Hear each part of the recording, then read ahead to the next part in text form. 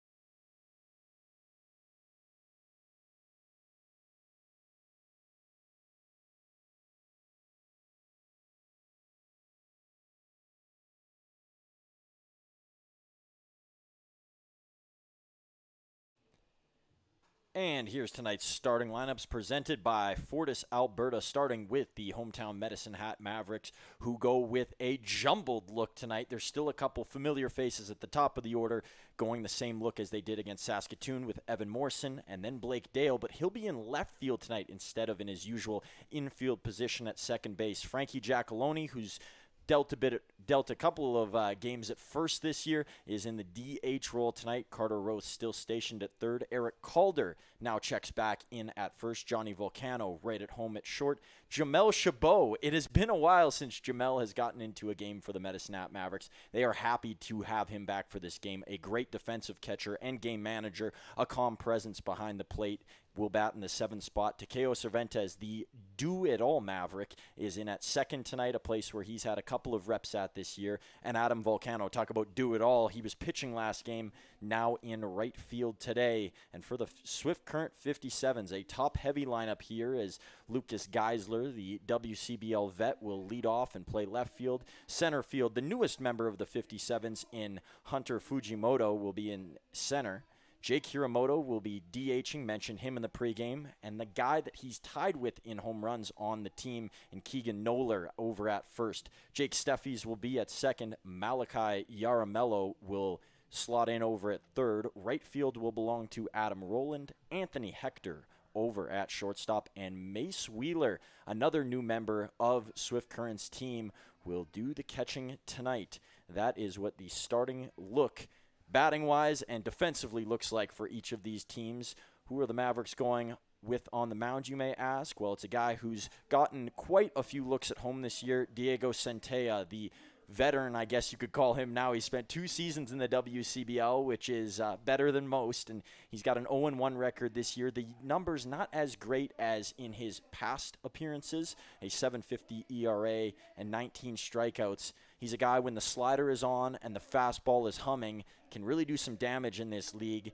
Those two things have really yet to click for Centella in the early goings of this season. But time, it is on the Mavericks side at this point, as we're not at the halfway mark of the 2026 summer. And that plays into their fold, if you want to put it that way. But the Swift Current 57s, they are hot on their heels. This playoff chase has really started to become something in the Eastern Division.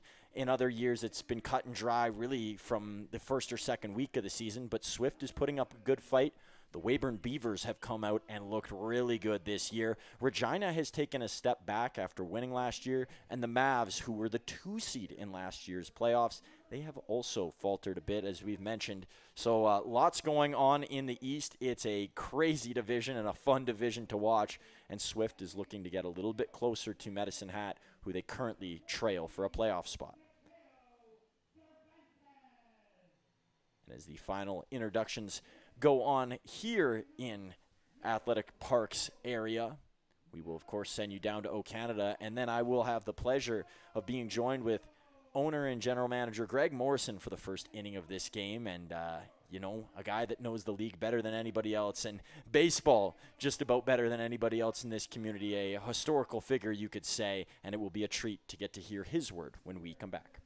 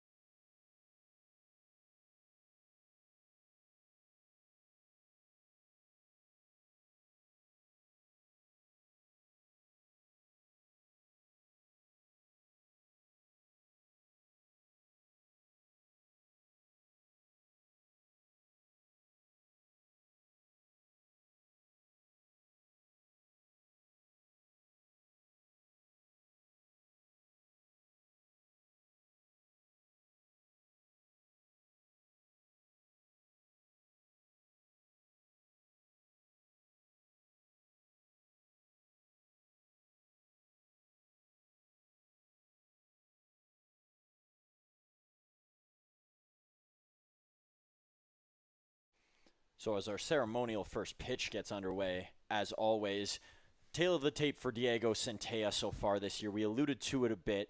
He hasn't looked like he did in 2025. That's the bottom line numbers-wise, and if you were to ask him, he feels that way. But the thing about Diego is he's someone who competes, battles hard, and when there is adversity, he's shown in the middle of games that he can rise to the occasion. And we've already seen that a couple times this season. In his first 2 starts of the year, he found himself with the bases loaded, trying to get out of a jam, and he was successful in doing so. A couple of the other games, he didn't even get to that point, including his last start at home where he didn't make it through the first inning. But Centella is a guy, confident, always smiling, and he loves the game of baseball more than any other. So we'll see if he can get back to loving it tonight, and maybe the results will be loving in return. And for the Swift Current 57s, last time they were here, they got off to a jumping start. Keegan Noller with a grand slam to center field. They had a big lead out of the gate, and the Mavericks rallied at home. They've had a few comebacks this year, including a recent one against the Fort McMurray Giants, which was a 10-run deficit. The one against the Swift Current 57s, a bit less. But still, you don't want to find yourself behind, and that is what the 57s can do to you. They're a team that is better in the small ball games, games that are low scoring. They're good at hanging on to those, as they've shown in their last 2 matchups against the Regina Red Sox. It's when the runs start to get higher and higher and total up that they kind of lose pace and aren't as good at keeping up. But for Medicine Hat, with a couple of bad first innings, this is a huge test and a big moment early on. Can they play from in front at all in this game? And can they throw up a 0 in the first inning? A lot of fans who have been around watching these games online, whether it's through this broadcast or at Athletic Park, there's been a couple of very shaky starts, and it has been uncomfortable in many ways to watch. So the first hitter of the night will be the former Regina Red Sox in Lucas Geisler. Geisler takes a strike from Centella, rolls fastball out of the gate. Geisler spent the 2023 season with the Red Sox, in which he picked up his first career WCBL hit and a pair of RBIs. Geisler, a swing and a miss as Centella goes to off speed. A fan of the strikeout is Diego Centella. And he's ahead here 0-2. To begin the year, he led the Mavericks in Ks.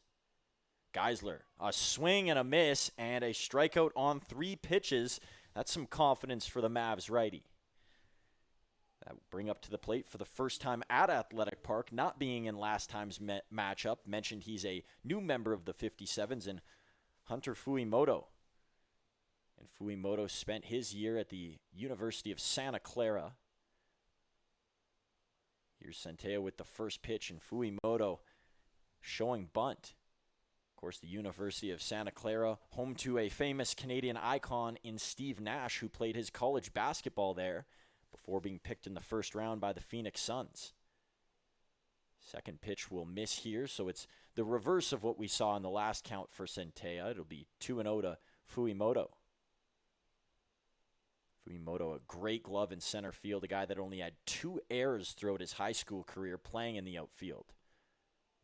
Fuimoto will foul that one off his leg. Centella looking to work back in the count here. It's now 2-1.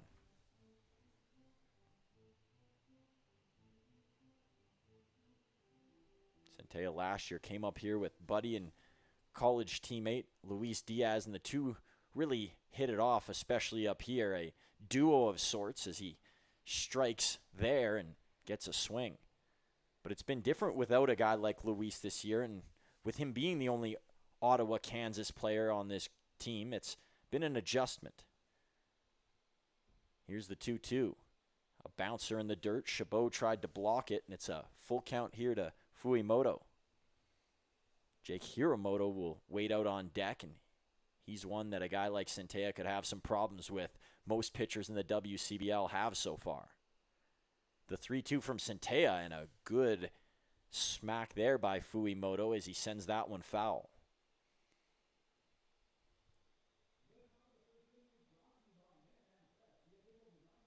One down here in the first inning via the strikeout for Centella. He's looking for another here. Here comes the pitch. This one drilled into center field, and it's going to bounce in for a base hit. So one aboard here for the Swift Current 57s, and it's Hunter Fuimoto with the first knock of the night. And this is where Jake Hiramoto is at his best, when he can get runners on. He's a punishing hitter. He's a guy who's a candidate for the home run derby, and after losing a lot of their power bats from last year, the addition of Hiramoto has been massive for the 57s. First pitch from Centella to him. He'll fly this one over into left field.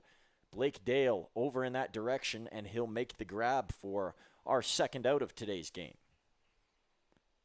Another power hitter right behind Fuimoto, who just missed on that one, or rather Hiramoto, who's sent to the dugout. Fuimoto still on first. And it'll be Keegan Noller. Already a bomb in this park. Deep center. Bases were loaded at that time. He's just got one on here. Centella. First pitch. Connects for a strike.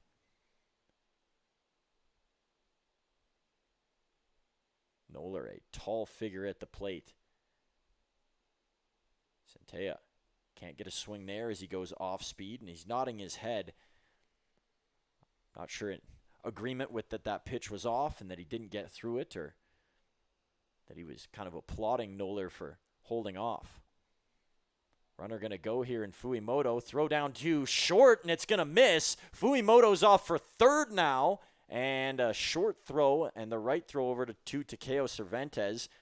And that's watching film if you are the Swift Current 57s. Last time Centella appeared in this park, he had another look like that where he got a ground ball to the mound, turned around looking to ignite a double play, and the throw was offline in that same direction. So taking advantage was Fuimoto. The Mavericks had him in a good spot. He took off before Centella even threw. Noller is swing and a miss now as Centella is looking to strand the runner here in the first.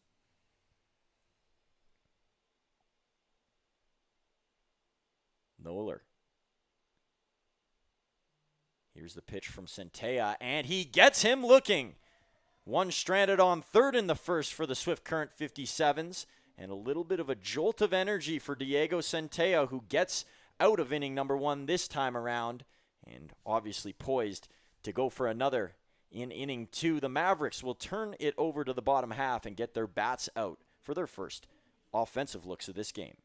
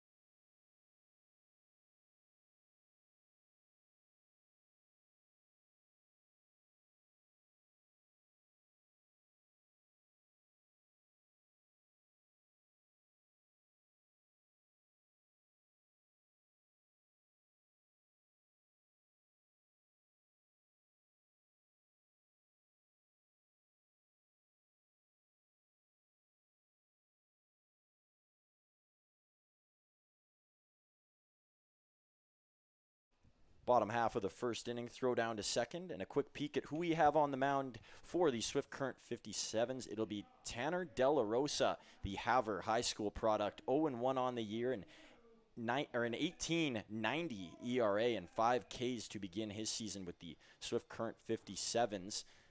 De La Rosa still getting the feel of the WCBL as a new pitcher in the league, and a guy who's been around the league for a long time and has been a big part of Metasnap baseball. I am joined with, and I have the pleasure to be joined with, Greg Morrison. Greg, thank you for coming up to the booth, and thank you for coming up to watch some baseball today and talk. Well, and thank you for being a part of our organization. It's been a pleasure having you as part of the team, Truman. And Evan Morrison, the leadoff hitter in this game for Medicine Hat, he's kind of taken on that role recently, and he started to improve as the season's gone on. He had an off day in there, and since then, he's had lots of life in his bat, and there's some positive signs with Evan. I like Coach Reed putting him up top there. He sees a lot of pitches. He's a plus runner. He has plus power, which isn't your prototypical leadoff hitter. Strikeouts are a smidge high, but he's going to give these guys a great look. There he is already. He's seen a few pitches, right? Like, that's doing his job in the leadoff spot. A 1-2 count here to Morrison. De La Rosa, as many pitchers are, looking to fill up the zone early on. A pitch that is missed there, so it'll run to 2-2. Greg, you've got to watch Evan since he was very little. What are the biggest improvements that you've seen from his game, and what have you always liked about his game? He's always had the skills, right? Great arm. There's 5 skills or tools in baseball. Arms. Oh, look at that piece right there. Nice. And a perfect piece of hitting into center. Yeah.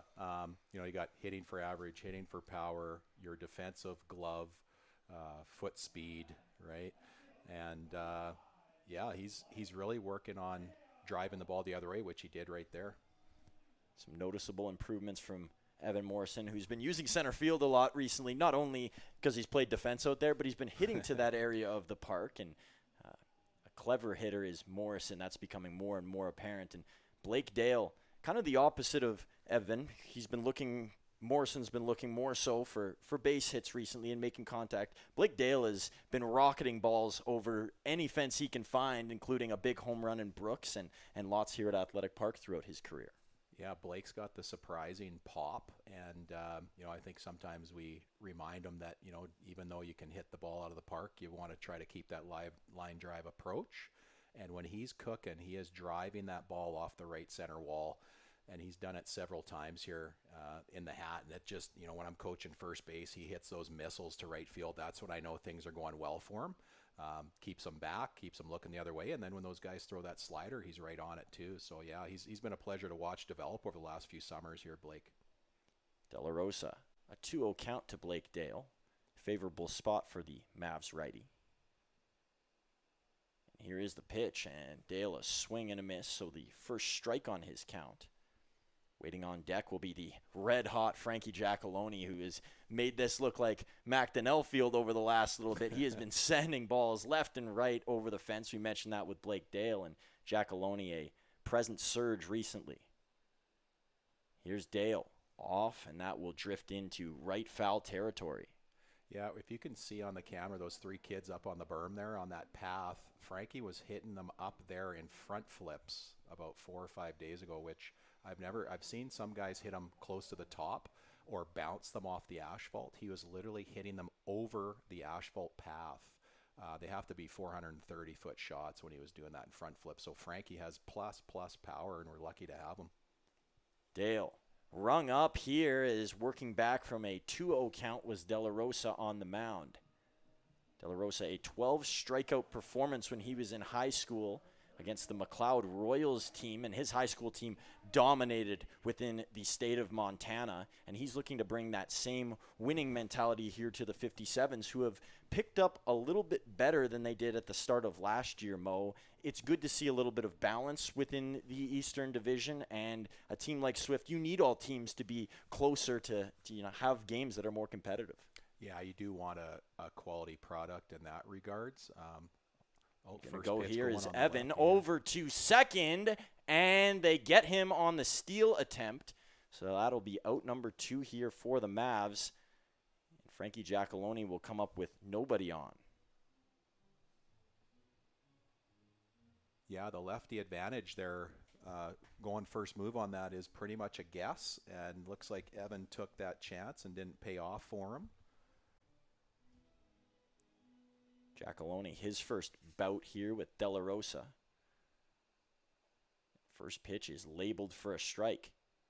Mavericks have seen lots of lefty pitchers recently, including a start from Sal Rada on the Energy City Cactus Rats. Then they got a lefty against Fort Mac, and Swift trying to take after a couple of teams who were in close games with Medicine Hat.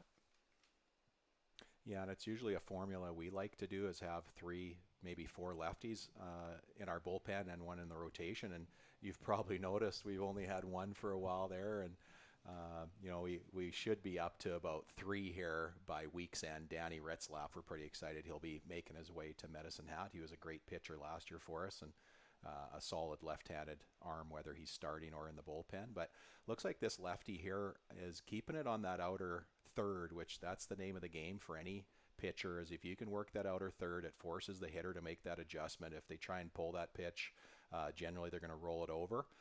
So that outer third, it seems to be the spot this little lefty's working it right here. Well, Frankie's got the power to go that way, so let's see if he looks to go that way with it. Giacalone will foul this one off down the left field line. Yeah, looked like an off-speed pitch. Almost tried to throw a back foot slider there. Seeing more of these kind of righties on lefty throwing the back foot slider. Back in my day, they wouldn't come in with the off-speed. It was always kind of a back door or an outside, kind of nibble on that outside corner. And it looked like he tried to put one on the back foot of Frankie there. He wasted it, which is a good job fouling it off. There's another one, slider down.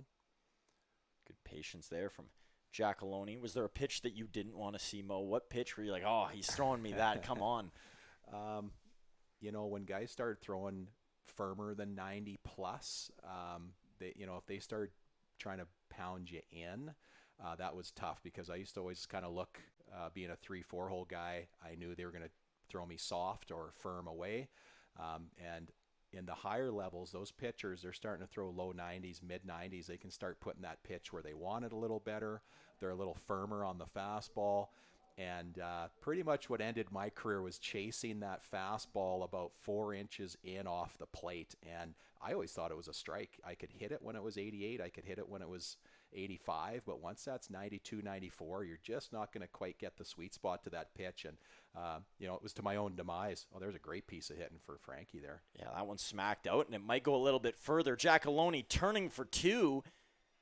And you couldn't put that in a better spot, Mo. Right in between the center fielder and right fielder, and I think it caused a little bit of confusion out there who was going to take it, and it managed to get to the back wall and an extra base, a guy in scoring position, a chance to push one through here for the Mavs in the first. Yeah, and the right fielder looked like he took a step in rather than going back. Frankie's a big dude, so he shouldn't surprise anybody, but his power to right center, he said I think 12 of his 14 or 12 of his 16 home runs were to the opposite field at college this year. So to do that, he's 6'5", 220. I told him, I said, dude, you're built like a major leaguer. The key is the hitting is using all fields, and he likes doing that. First pitch to Carter Roth, and yeah. That's through for a base hit. Talk about a guy that had a there. great college season. Here's Giacalone headed for home, and he is safe. Oh, wow. First run of the game for the Mavs, and it is Carter Roth who does what he does best, a slap hit over into left field, sneaks by the third baseman, and one of the league's best average hitters continues to be above average. Yeah, Carter, just as we say in baseball, rakes. He hits, and when I first met him last year, he showed up, and the first time in minicamp, he was doing this little toggle with his hands, and I'm like, what is that you got going on there? He said, I grew up playing fast pitch. I said, okay, well, the last guy that played fast pitch with us was Brian Avery, and he hit about 390 in the year 2010, so I knew we were going to be having a great hitter, and he delivers. Yeah, he is one of the all-time best averages in Mavericks history, does Brian Avery, and so a pretty good guy to get a comparison from. I'm sure Carter would be delighted to hear that him and Avery are in the same conversation. Well, and Carter with his 111 hits at college, and gosh, he's got to be up there with us too, hopefully with the league leaders. And some say you're often born with that level of hand-eye coordination, and as a hitting coach, we always try to help magnify that, but he's definitely got a gift, but you can tell he's put the time and effort into developing his swing. Roth playing mind games over at second base, and keeping a close eye on him there was Anthony Hector. Hector hitting the 8th spot tonight for the 57, so we're yet to see him with a bat in hand. And at the plate for the Mavs now is Eric Calder. De La Rosa. A long stare over towards Roth. Here's the pitch to Calder. He puts this one into flight to center field. Center fielder backtracking, trying to get under it, and he will make the play for out number 3. A good charge there from Calder that kept the center fielder on his toes. The Mavs get one through and take an early lead, and very important to get an early lead. That's not something we've seen a lot of, and it's got to be kind of a boost in the dugout, at least morale-wise. Yeah, and I think Diego putting up that goose egg in the first inning for him too. Diego is going to give 100% every time he's out there, and it just hasn't had luck this year. He's made some good pitches, but he's gotten hit, and he's battled some control issues, and this is where I enjoy seeing the growth in these kids. They're not going to come out here. They're not going to be perfect as much as we want to put the W up every time we're out there.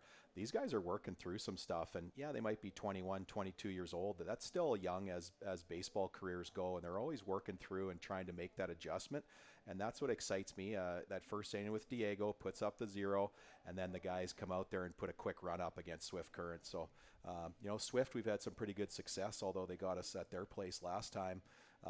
They're hot and cold. They're like us. It's which team's going to show up today, and so far it's looking good for us. Yeah, that wasn't always the case for Swift. Their early years in the league when Joe Carnahan was at the helm, especially in the 2010s era, they won a lot of games and they won championships with that. But with the addition of the Saskatoon Berries, things have changed for them, and they've lost some big players. Ethan Murdoch comes to mind, Adam Cordy, who they had as their ace last year, and it's been a bit of a blow for the team in orange.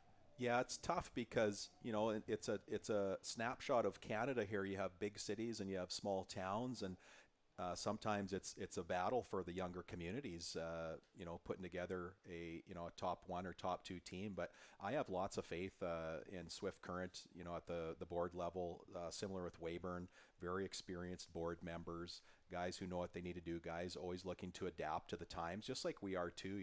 We're in an intermediate sized city here, and sometimes our identity is we kind of get labeled as with the big market teams, but we're probably closer to small town than we are to big market as it comes to revenues and support and business model. But Swift, Joe Carnahan, the guy would win Manager of the Year every other year.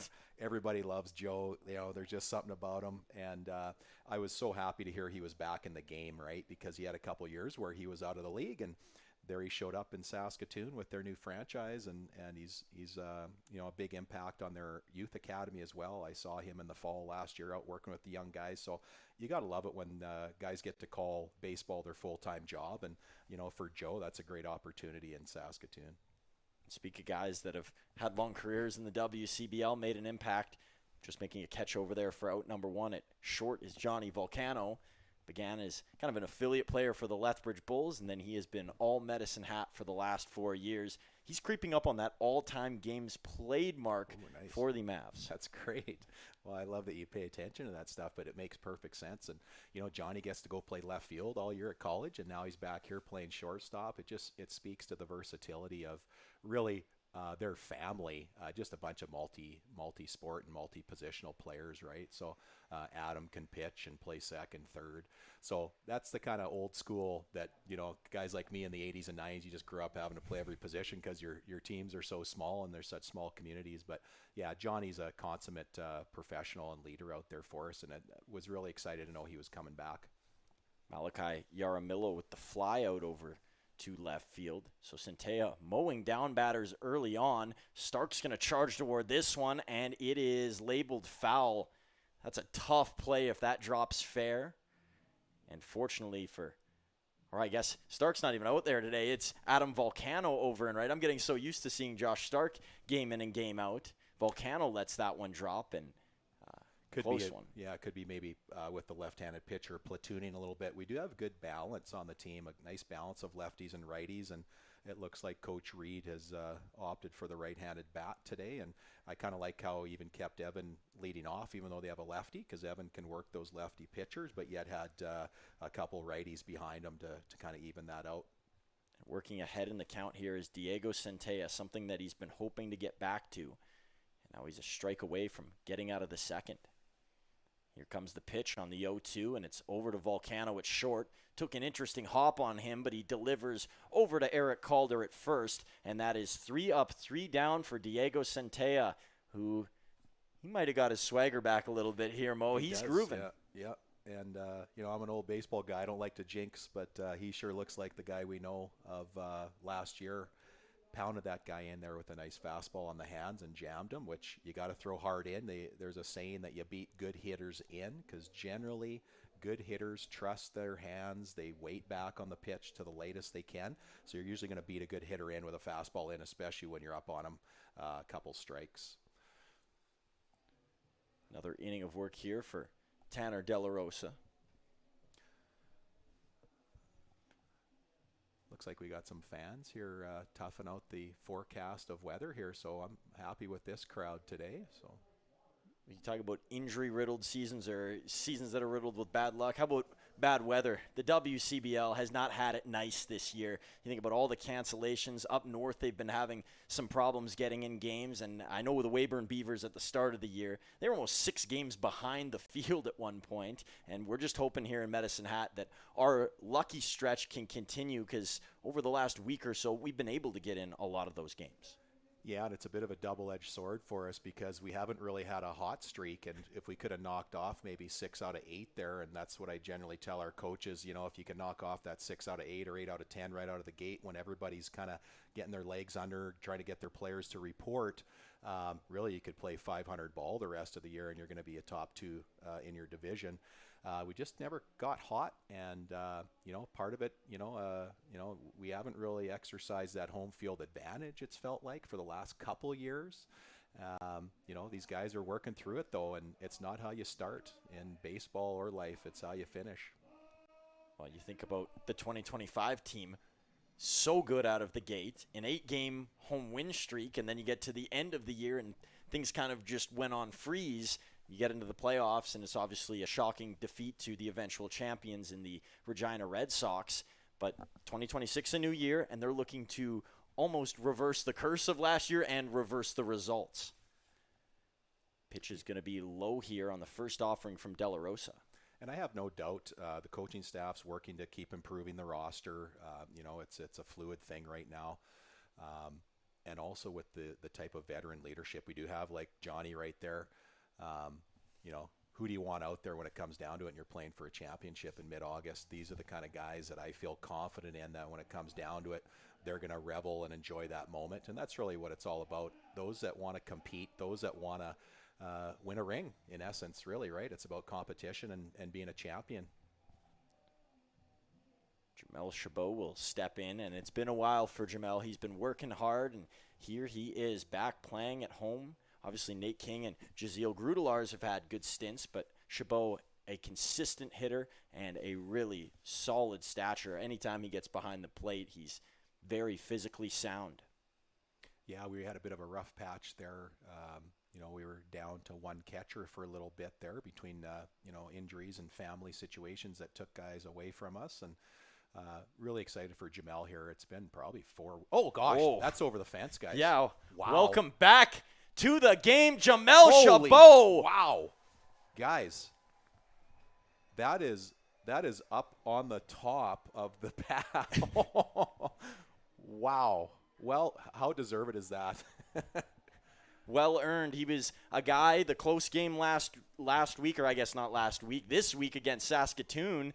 He said, I wanted to be in that close game. It made me so upset that I couldn't get in and be able to have that moment. Well, he's had his moment here early on, and that is got to be the longest home run of his career, at least at Athletic Park. That one went swimming. That had to be 420. That is impressive. It didn't hook. It was right down the line and did not go foul. There was no doubt that was a fair ball. Good for him.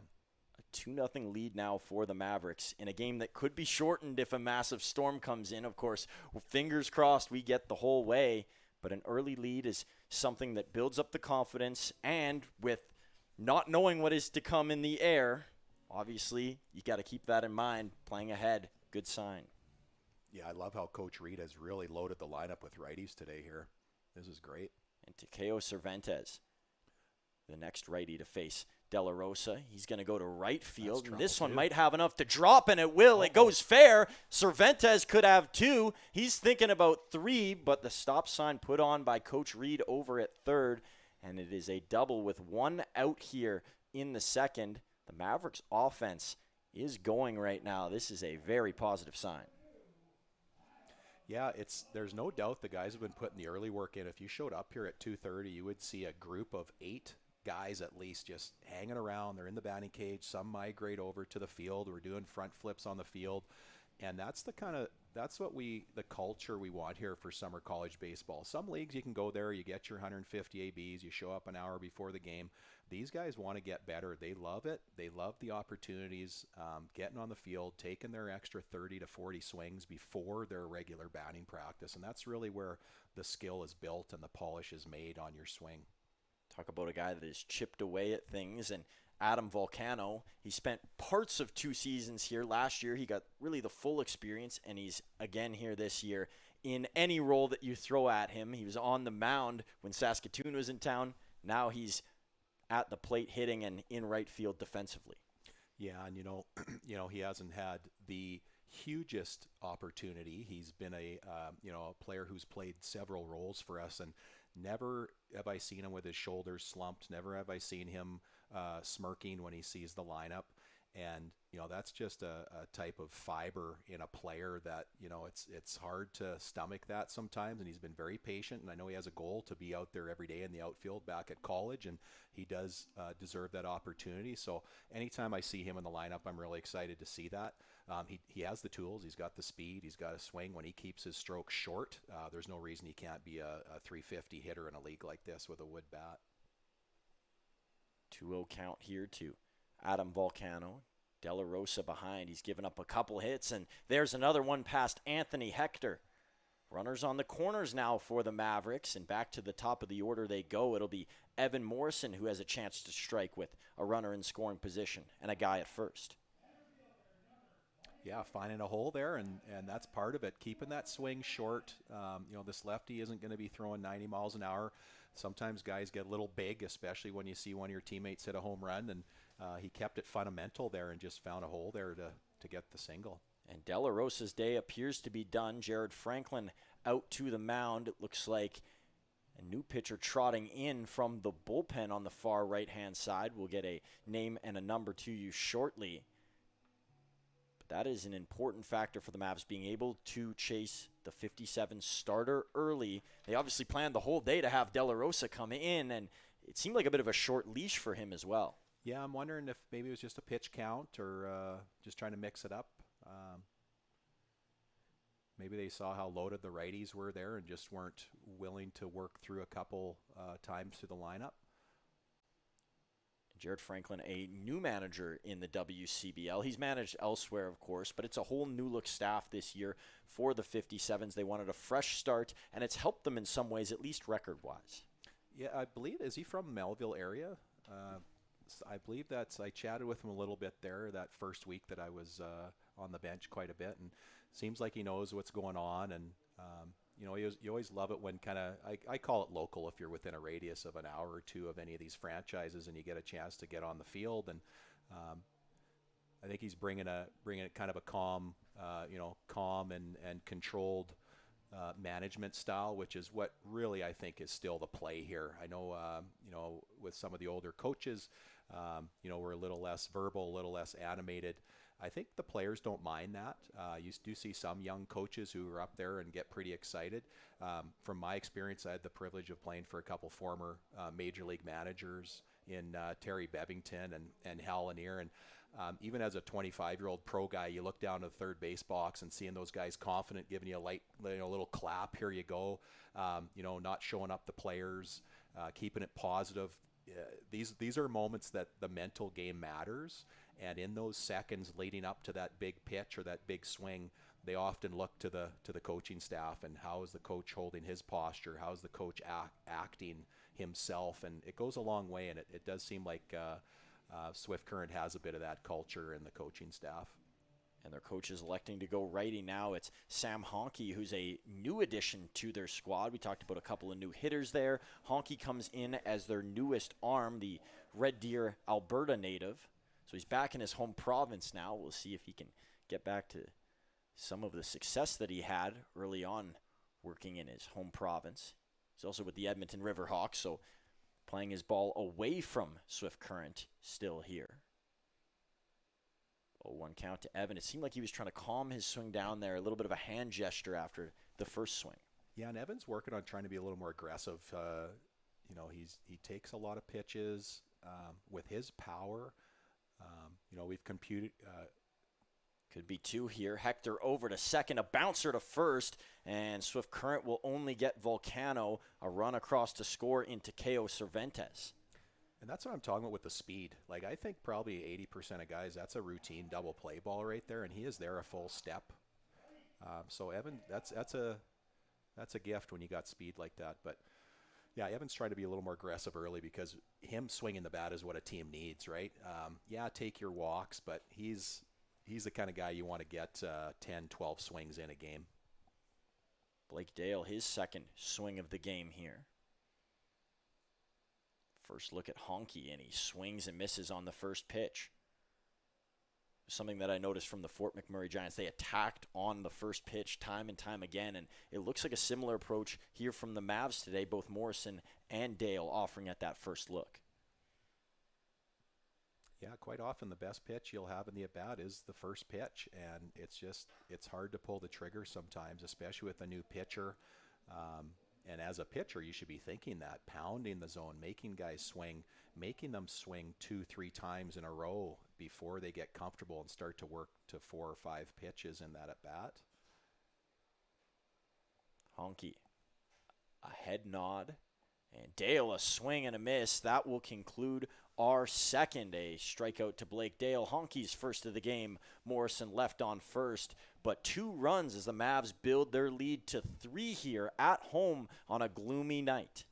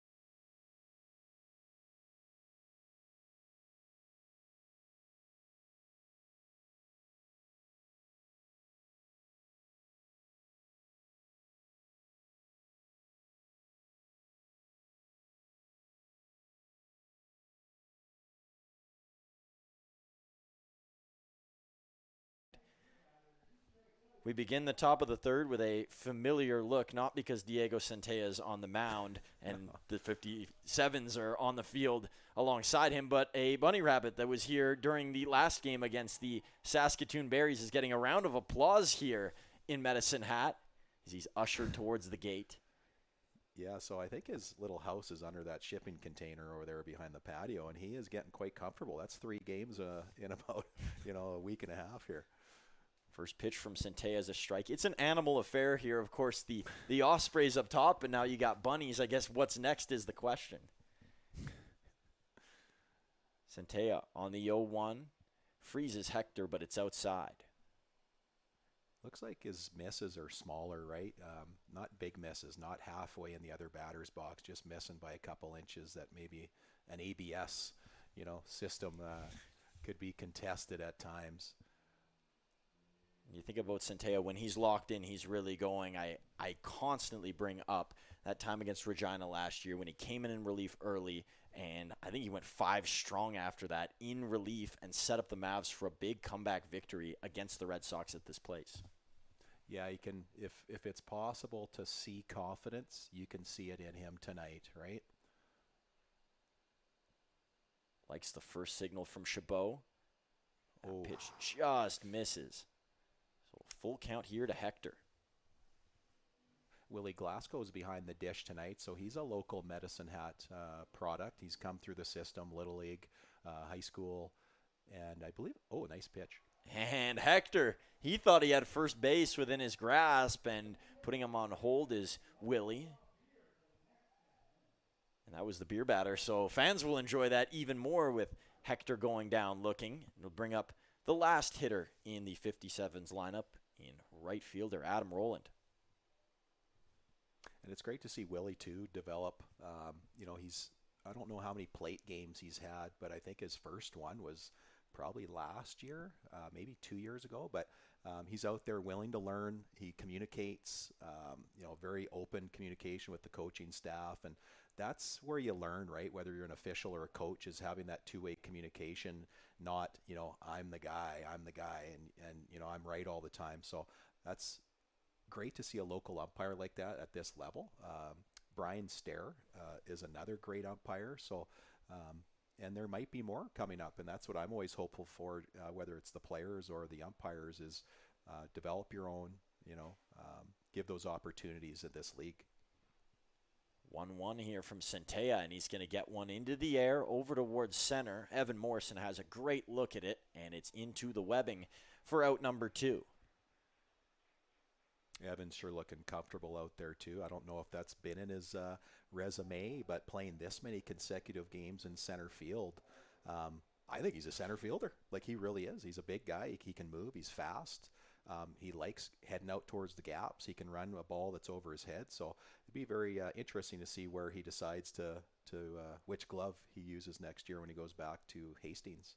Well, and he spoke about how big the year at Hastings was for his confidence, and it almost unlocked a new perspective for him. That's when he's rolling, you can see it just starting to glisten off of him as a bloop hit into center field here and down for a base hit. It's the leadoff hitter in Lucas Geisler who's on. Yeah, they're definitely not squaring up the ball here when they do get a hit, which is always favorable when you're not hitting the ball hard against your pitcher. Now Hunter Fuimoto will come to the plate. The 104th overall prospect in California, ranked by Perfect Game before he entered university. And he's good with a bat in hand, but he's even better defensively. Mo, I talked about earlier, this is a guy in 124 high school games. He only had 2 errors. Wow. That's impressive. Centella, no look over to the runner on first. He's staying locked in at the plate. Centella mentioned his approach is to not even look at the batter. All he's focusing on is Jamel and what they have to do as a tandem. He says he could be facing Aaron Judge. It wouldn't matter because he wouldn't even know who's up to bat. Nice pitch. And Chabot was ready for the transition. No run at first from Geisler. Sets up a 1-2 count here to the number 2 batter in Fuimoto.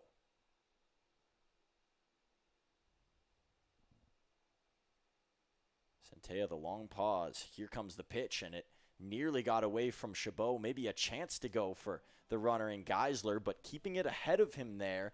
Obviously, that's mission number 1 for Chabot, and it probably put a little doubt into Geisler's mind. Yeah, Jamel is a great blocker back there.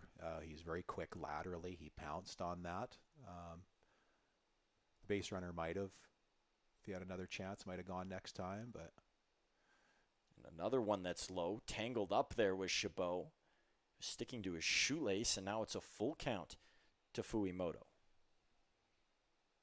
Base runner will definitely be running on this pitch. Full count, 2 out. Centea looking for a strike. Here comes the pitch. Runner going to go, and it's fouled away by Fuimoto.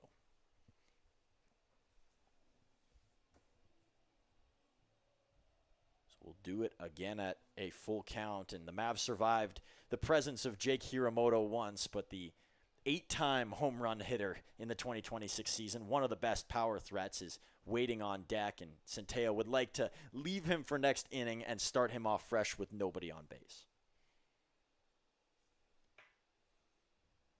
2 outs here. Centea on the way, runner going, and it is a walk to Hunter Fuimoto, who looks immediately at Jake Hiramoto, and now he will walk his way over to the batter's box. So Centea will have to survive one more batter here.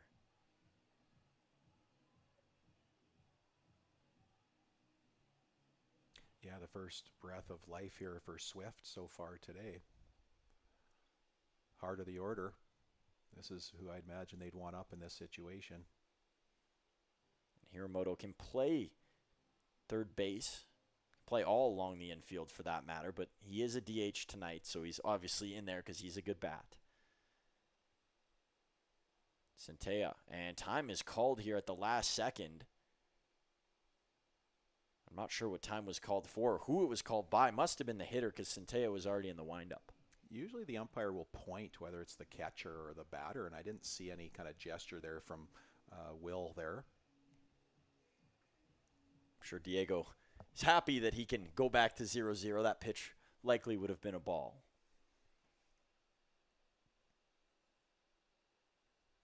So a clean slate for Centea, and did that generate a swing? Didn't matter. 0-1 here to Hiramoto. There's one of the Ospreys going pole to pole out there from the one in center field over to right. So speaking of the bunny before, now you get to see the Osprey for yourself. Centea down the stripe, and that one fouled off. Quickly behind 0-2 here is Hiramoto. And both pitches were fastballs, so Diego, I like his aggressive nature. Now we got to find out if he's going to stick with that fastball out of the zone or mix in a slider here.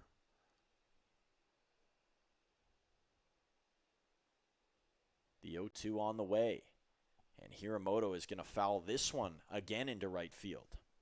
So fastball away. Good swing on it, almost like he's trying to go the other way. So if he's going to go slider, he's likely going to want to keep it out of the zone here. See if he can get the batter to chase something out of the zone, but yet not throw it in the dirt. Centea, knee kick, deals. Good ground pitch. ball over to Roth. He's going to charge for third, and a smart play there. Taking the shorter route is Carter Roth, and the Mavs preserving their 3-run lead here. A couple stranded for the Swift Current 57s as the brother of Luke Hiramoto, former Little League World Series competitor, Jake Hiramoto, grounds out to third, and that concludes the top half of this inning.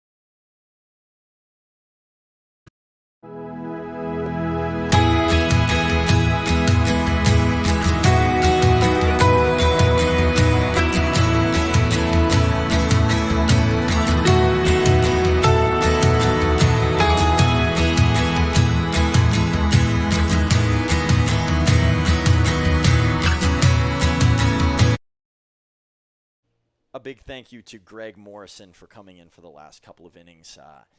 Just one of the most intelligent baseball minds you will find around this community. He's done so much for baseball here, and good to get a different perspective, especially on this Mavericks team. He knows all the inner workings. He knows the players personally, and to be able to have somebody who's helped build this team and as I mentioned, build baseball in this community, just such a delight. So it's a 1-0 count to Johnny Volcano, who gets in his second round of swings here. This is Frankie Giacalone who will be up first. We'll see if we'll see Volcano in this inning at all. Blake Dale ending with a strikeout in the last. So that brings Giacalone. Reached his last time up at the plate, but a new pitcher now, so he'll have to duel this time with Honky. Ground ball over towards third base. Giacalone chugging down the line. He is there. And I think that is going to be called an error. Yes, the first of the night for the 57s. It'll match the Mavericks total. Now even at 1 apiece. Just 2 hits for the 57s, 6 on the game for Medicine Hat. And to go alongside that, of course, the 3 runs that have Medicine Hat out front. Big reason for that, Carter Roth, an RBI double in his first plate appearance. Sam Honky gets set for him, and I'm sure he knows the challenge that comes with facing Carter Roth. Pitch here to Roth is going to miss inside for ball number 1. Talked about how the 57s had a couple of knockoff wins against the Regina Red Sox, and they made it look easy in those games, but Regina is still a team that's very good. Here's Roth over towards right field. This ball looks like it's going to stay in the park. It will. Adam Rowland with the catch for out number 1. So good piece of hitting there for Carter Roth. He's not a guy that you can often strike out. You have to get him on the air or on the ground. And even on the ground, he's tough to get with the speed that is a part of his game. But the 57's able to get him for out number 1. And now it'll bring up Eric Calder. Calder tightening up the laces. He'll work with Giacalone over on first base.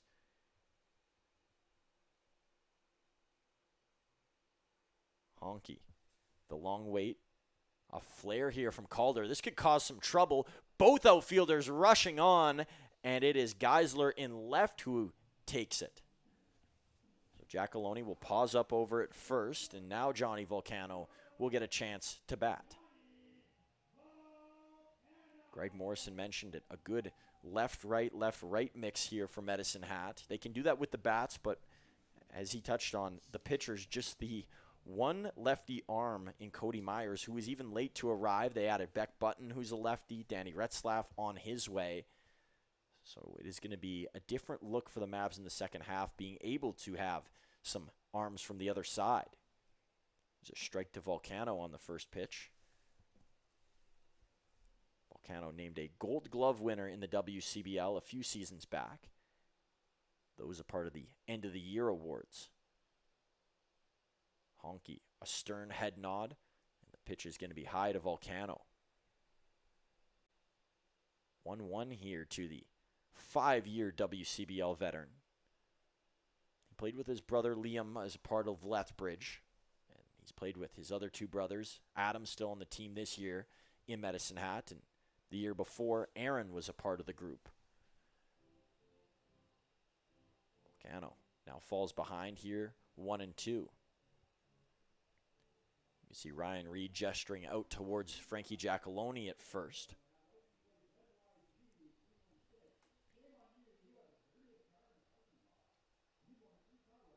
Honky, a quick look over that way. Nobody warming up for the 57s if things get out of hand for Honky here.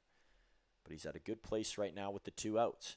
Volcano looked to tee off on that one, and he spikes it up into the stands, and then it flies by right next to a lady's seat.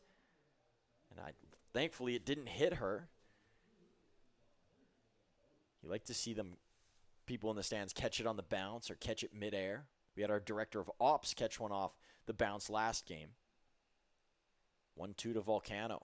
And he's going to drive this one out over to left field. It's got some carry on it. all the way over Johnny Volcano. A 2-run shot. The Mavs now with a 5-0 lead. That was on a direct line for Volcano. The question was, did it have enough height? And it climbed over that Service Credit Union sign in left field just enough. The Mavs up big here at home. Doing that with 2 outs. We talked about the 2-out rallies for the Mavericks. It's been something that has been integrated as a part of their game. It's not the most consistent approach, but they're making it look consistent. And out of all the things that haven't gone their way, 2-out rallies, that has been more in their cards this year.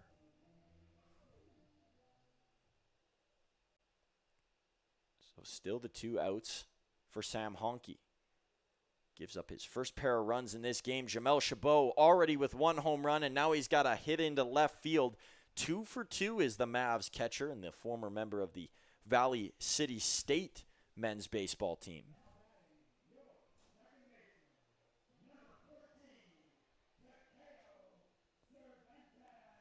Takeo Cervantes will work with 1 on here. Maybe another 2-out rally for the Mavs.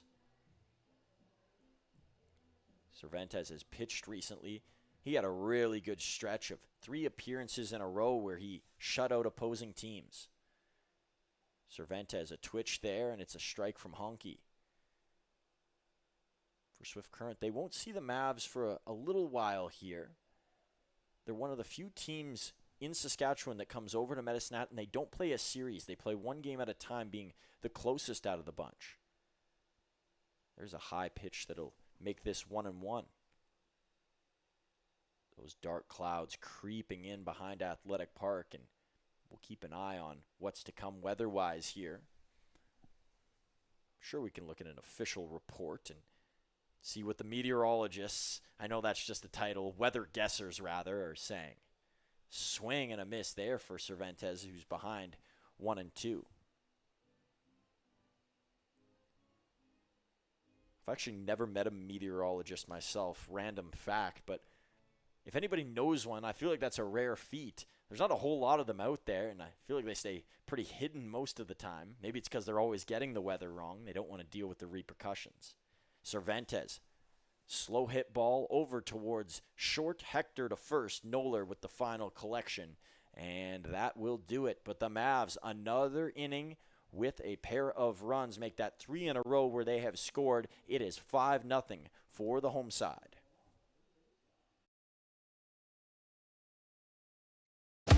The live sports experience is changing. Teams and facilities are under pressure to provide online and in-venue entertainment. IKS Live has the right team to deliver. We provide service across North America and produce the best fan experience in the seats or streaming to you.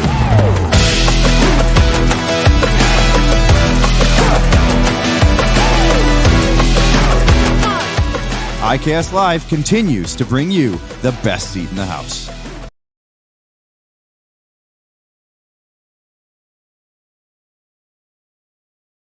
Have you ever wondered if there's one thing that connects people from across our province?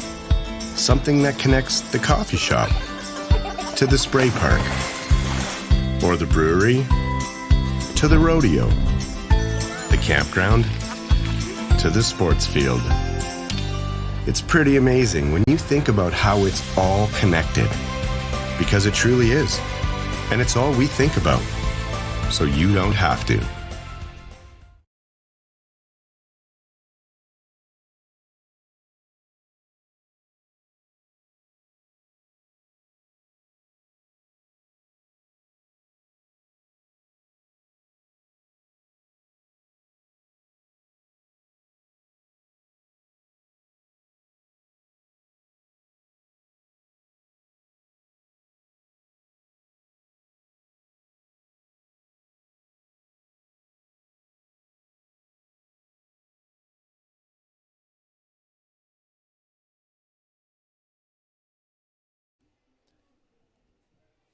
Keegan Noller, a strikeout to begin his night, so 0 for 1 on the day against Centea.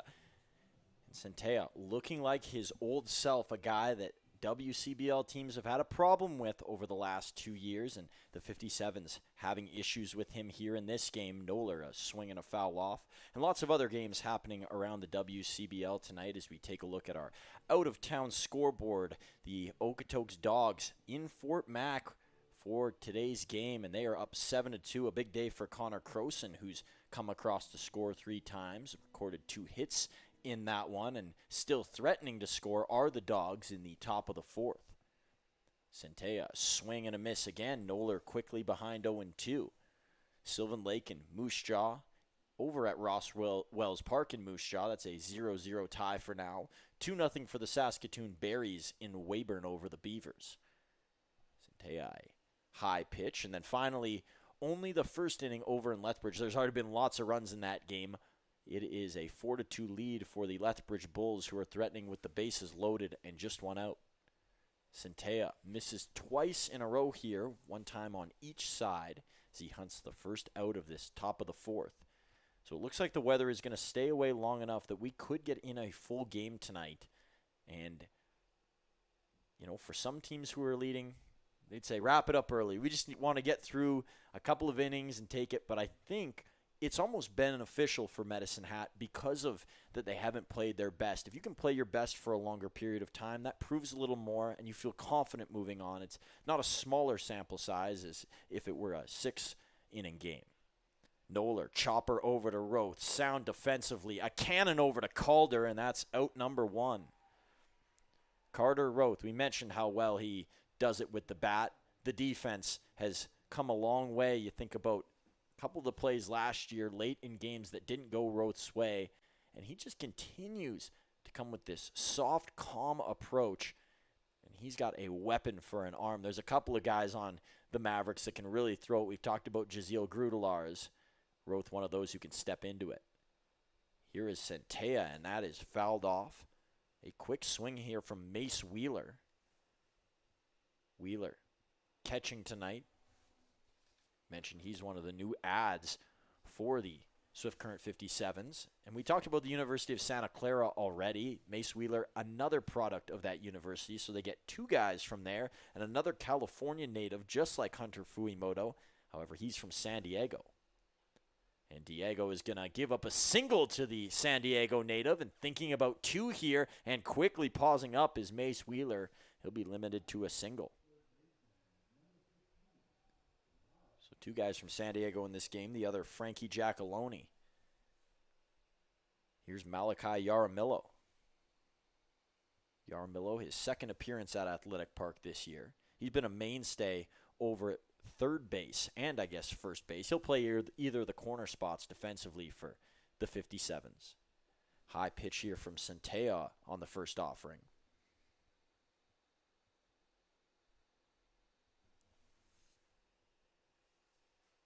Yaramillo back into the batter's box, and he's got a good look in the count here.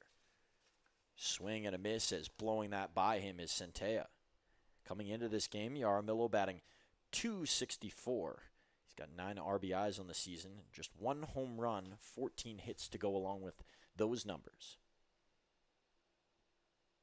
An aggressive head nod here from Centea. And not swinging as Yaramillo, that one just catching a part of the plate. That's the off speed for Centea that worked so well last season. And it's a pitch that has a lot of side motion to it. It's that slider that he's used so well.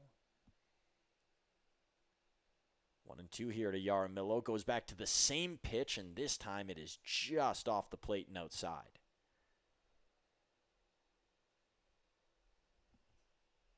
Eight hits already for the Mavericks, just 3 for the 57s.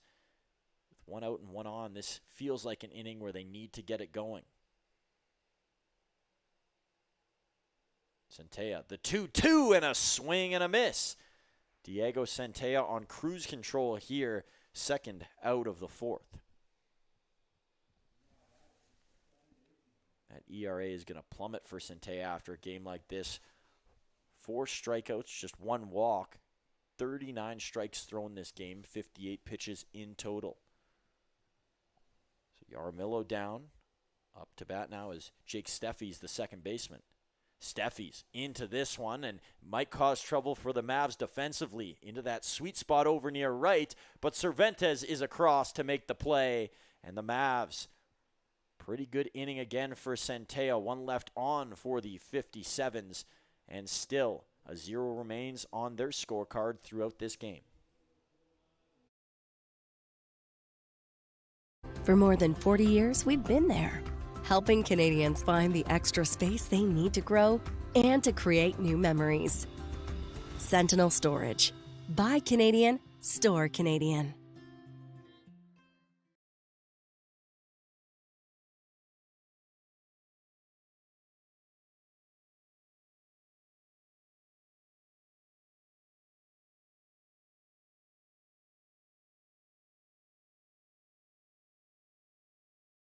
For over a century, we've been more than just lawyers.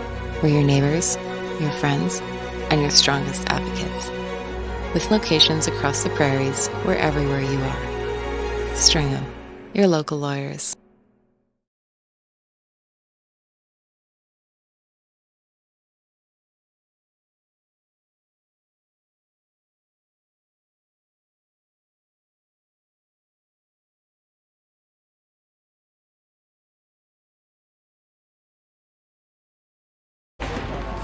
Yo, that's the one. You going? Yes. Can I join you guys? All right, let's go.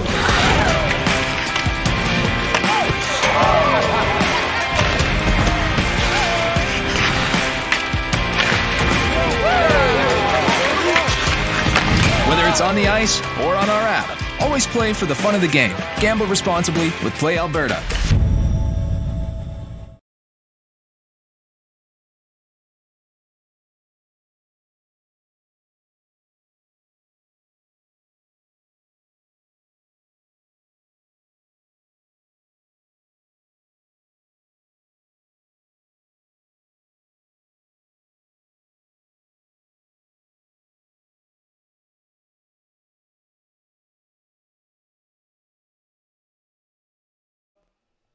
Stringing together a couple of innings in relief is Sam Honke on the mound, and for a guitarist, I guess that's fitting. He'll face off against another musician to begin this inning, a man in a family band in Adam Volcano.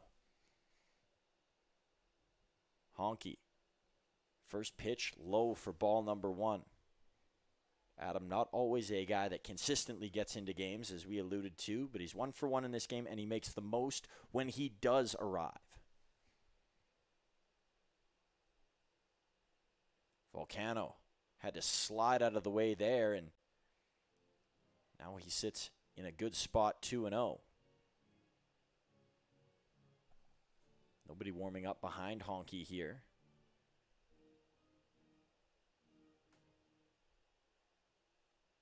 Infield playing way back for Volcano. Volcano smacks this one towards center field. He likes to go to that spot. The ball is tracking all the way to the wall, and it will bounce over for a ground rule double. So number 2 takes 2, and the Mavs have a runner in scoring position here to begin the bottom of the 4th. Evan Morrison has had some good looks when batting today. Of course, to start the game, you're not going to have anybody on, but in his other at-bats, he's had guys ready to come in, and Morrison, after an interesting start to the year where he felt he wasn't living up to his potential, mentioned that after he wasn't in the lineup for a game that things have started to look brighter, and he's 1 for 2 today as he shields this over into the field, and that ball, the call is that it is caught. What a diving play by Hunter Fuimoto. You can see why. He's a guy that didn't have hardly any errors in high school. A slide to the finish line there, and he secures a big first out for the 57s. 1 down for Blake Dale. Dale so far in this game, 0 for 2, I believe. Honke. Swing outside for Blake Dale. He's been having some fits at the plate recently. You wouldn't see it because he's quite stoic and emotionless, but right now things are not going his bat's way. And we talked about the stretch that he went on out of town where it seemed like everything that came over the plate, he was knocking over the heads of everybody on the diamond. Honky to Dale. That one low. Count runs to 1-1. Dale's averaged .295. He was in the 300 range for most of the year. The scariest stat is that he's second on the team in strikeouts with 32. Evan Morrison the most at 33.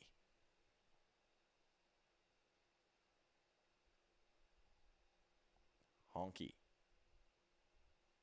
Sidestep. Here comes the pitch and another swing as he's working away from the plate. It's been a headache for Blake Dale, who's swung at 2 pitches there. On deck behind Dale is Frankie Giacalone. Honky looking for a big second out. Talked about how crucial the first one was with a runner on second, but if he can get out of this inning, he keeps his team afloat in this game. 5 is not insurmountable. Here's Dale, chops this one foul. So we'll return to a 1-2 count. In the conversation for an all-star nod this year is Blake. Of course, the official format for selections this year, it depends on which team you are and how much success you have had last year, whether you're a host or not. But most teams get 2 pitchers, sometimes 3, depending on how you select, and then 1 infielder, 1 outfielder, and then a catcher/utility is kind of the concept that the WCBL has gone by over the years. This time, Blake Dale won't chase, and he's learned his lesson on the first 2. It's now 2-all.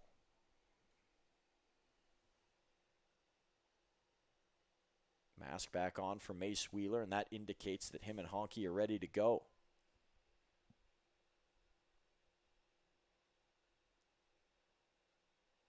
Honky.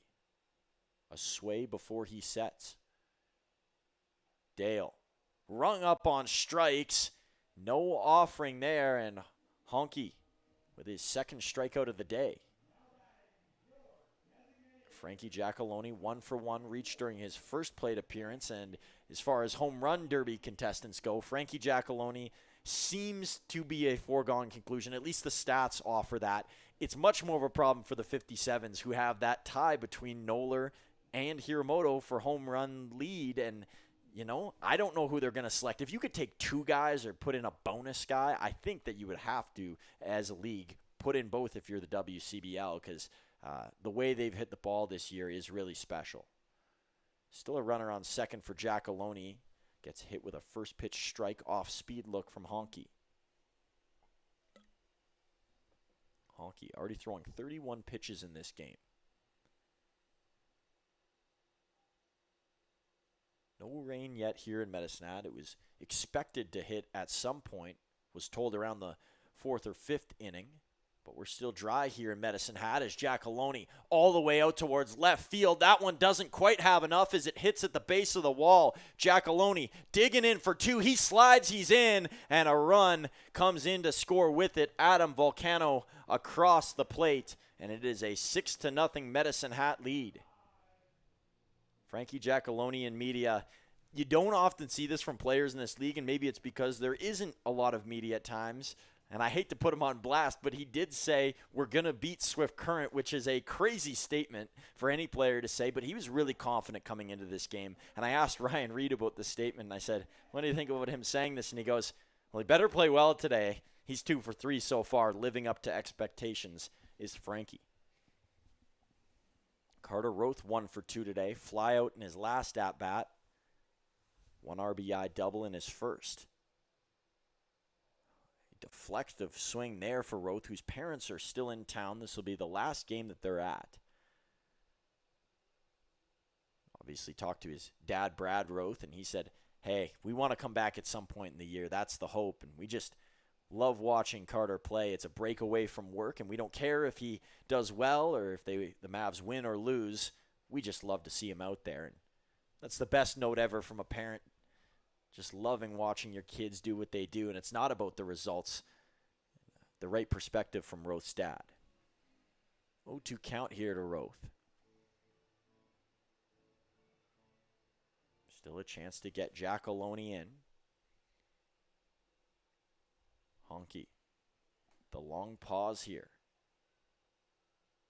Quick look over to Giacalone. And Giacalone will head back for second base.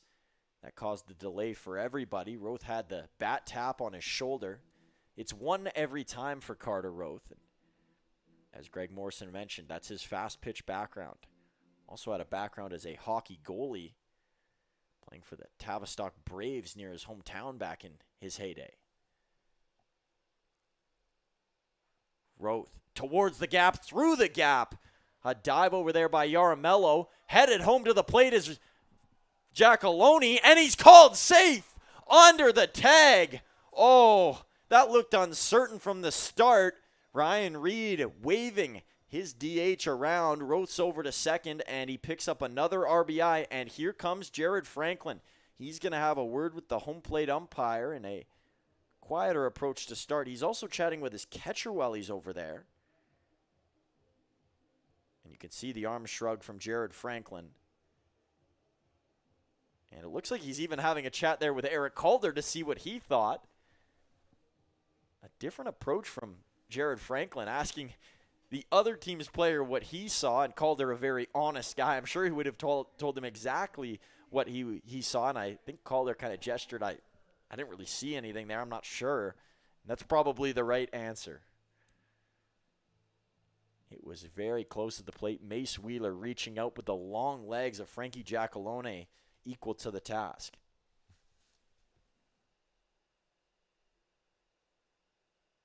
Here's Calder. Sends this one foul, pulled it over towards the right-hand side.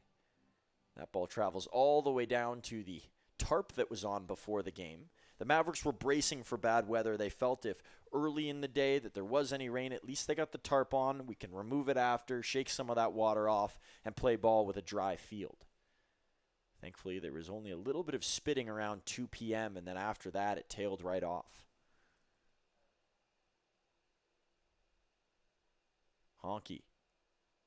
Looked like that pitch was close to hitting Eric Calder. It'll be 1-1 as Calder kicks some dirt. Calder enjoyed the off day yesterday, as many of the Mavs did. Big golf match over at Connaught Golf Course, one of the sponsors here for the Medicine Hat Mavericks. 6 tee times of players out.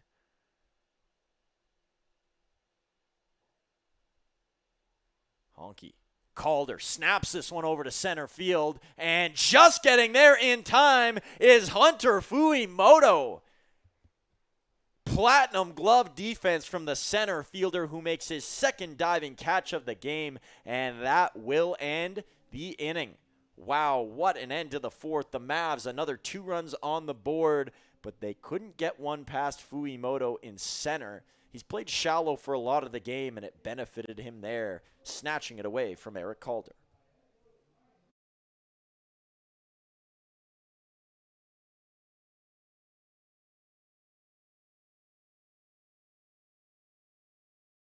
July, the Okotoks Dogs and Baseball Canada will host the Road to Okotoks and the Morneau Cup National Championship at the Siemens Stadium Complex from July 14th to 19th. Come watch the top 16 youth baseball teams from across the country. These are the future stars of Canadian baseball, tomorrow's collegiate standouts and professional players, all chasing a national championship. Don't miss a week of elite competition, unforgettable moments, and the future of Canadian baseball in Okotoks.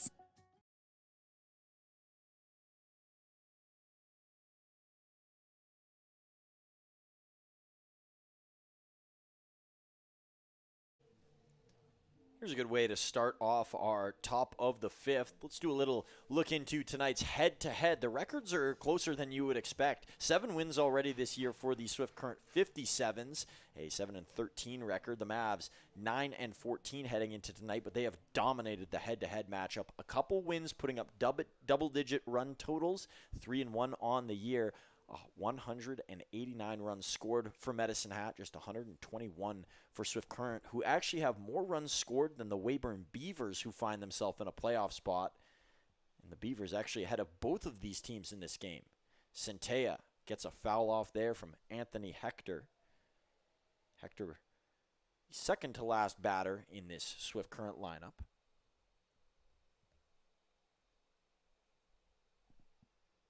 Centella working quickly. Here comes the second offering, and this time Hector gets it on a line into right field. Left field, rather. Guess I'm directionally challenged up here. Hector not, as he placed that into shallow outfield territory. And Adam Rowland, the 9-hole hitter, trailing by 7 runs here are the 57s. Just 4 hits on the game, the 4th coming here from Hector in this inning. Hector played his summer ball last year near his home in Fort Lauderdale. Hector didn't grow up far from there. Of course, I'm not super familiar with my states as a Canadian, but Hector grew up in Miami, so they're in the same realm. It's not, I can't say that they're really close or not close, but I'd assume they're close. Here's Centella, a high pitch that Chabot couldn't pull down, and Chabot spent his year at the University of Fort Lauderdale playing his college ball there. Mentioned he was at Valley City State before. And both of Chabot's brothers playing baseball as well. Here's one fouled off by Rowland. Chabot told me they got to play together once in high school, but after that they never reunited. He did play with his brother Eli collegiately. And of course, it's a band of brothers. Anytime you join new teammates, it's tougher to get that in summer, but the university players that you meet up with and sometimes spend 4 years with, you grow that brotherhood. Throw over to first. Calder couldn't get a tag on, and back quickly was Hector.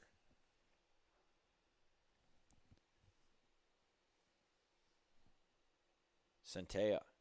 And did he go? They're going to check over at first base, and actually the home plate umpire and Willie Glasgow will make the call. So it's 2-2 now with nobody out to Adam Rowland.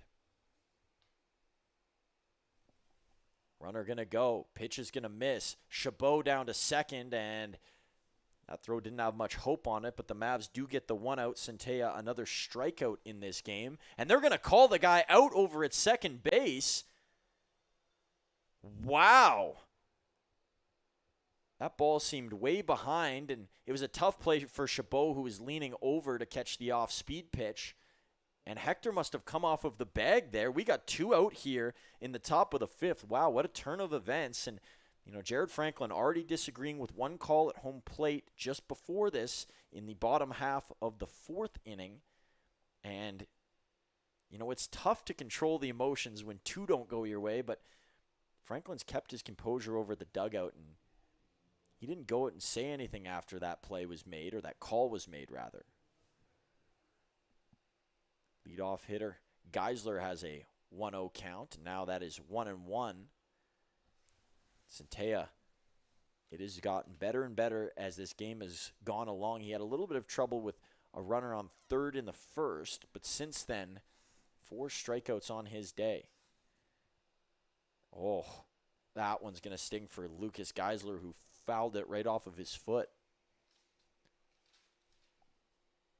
Geisler will take a second here, and home plate umpire will give him some time. And I think all players around the diamond can respect a guy taking time after fouling one off of his foot. Geisler, a guy that watched the WCBL growing up in Saskatchewan and always dreamed about playing in this league, and now he's done that for 2 separate seasons. Geisler, a swing and a miss and a strikeout for Centella. He's walking to the dugout, and an emphatic, emotional pump there from Diego Centella. You can see the high fives are booming a little louder today for Diego, who has been perfect so far through his 5 innings of work. Still a 0 up on the score clock for the Swift Current 57s, who have not got anything going offensively, and their best bats have been quieted. Hunter Fuimoto has come onto the scene and done well for their team. He hasn't really been noticeable in this game. Although he got to third in the first, it has been dead silent since then. Jake Hiramoto's been limited as their best hitter this year, and Keegan Noller, surprising that he's struck out twice. The 57's got a lot of work ahead of them here.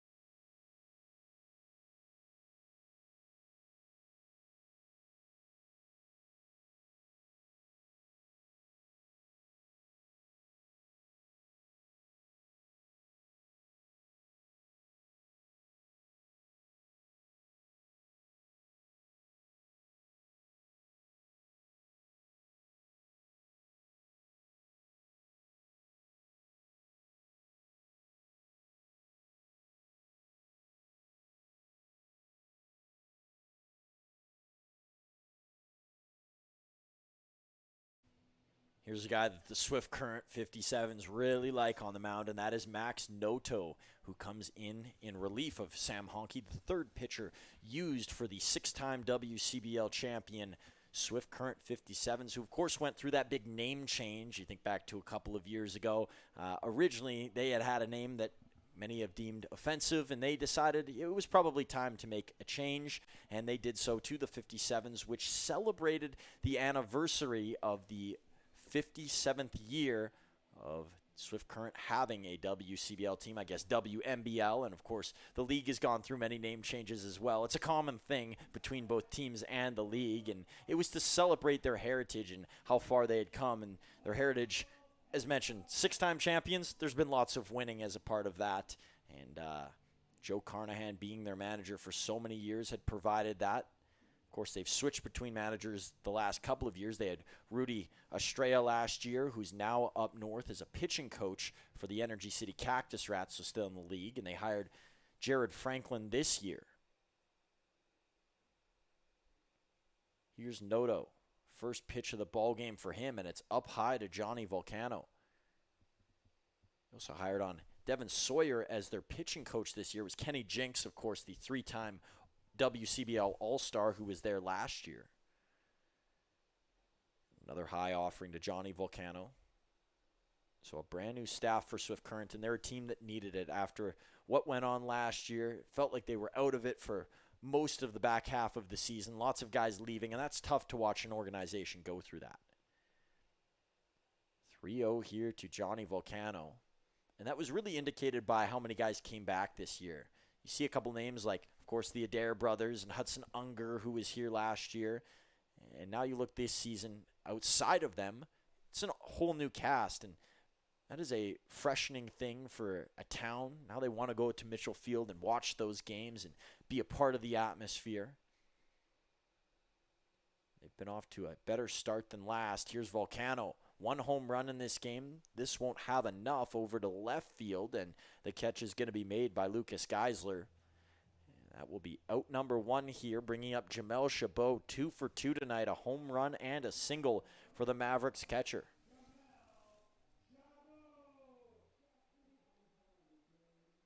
Chabot made his Maverick debut last season. It was really a no-brainer for him when he was asked if he wanted to come back. Of course, you have other options, and some guys have to weigh those options throughout the offseason, but he really enjoyed his time in Medicine Hat and originally came over last year with a couple of Valley City teammates, Andrew Kim, a relief pitcher, Jaden Babiuk, a catcher for the Mavs. Babiuk now off playing pro for the London Majors, and his assistant coach over at Valley City, Jonathan Thornhill, was the head coach here last year with Medicine Hat. That prompted Jamel to come here and play, and he still says he talks to JT from time to time. Those close relationships that baseball can build, they are everlasting for many. 1-1 count here. Noto on the way. Chabot will hold off. Noto, a fairly quick mover on the mound.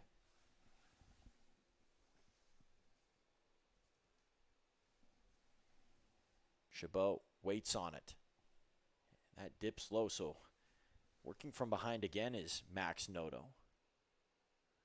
He's going to adjust his glove here. Played last year with Swift Current as well. Had a 9.15 ERA and was 0-3 in his time with the 57s a year ago. So talked about those batters that returned. Noto returning on the mound. Here's a throw from Yaramillo over to first base, and Noller catches that for out number 2. The first time that Jamel Chabot goes out since returning to the Mavs lineup. And here comes Takeo Cervantes.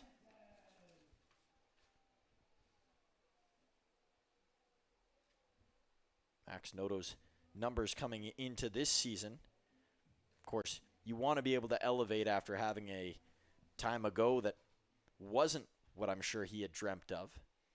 And this is his first appearance of the season, so for Noto, it doesn't really matter what last year said. You've gotten the rookie year out of the way. You feel comfortable with your surroundings.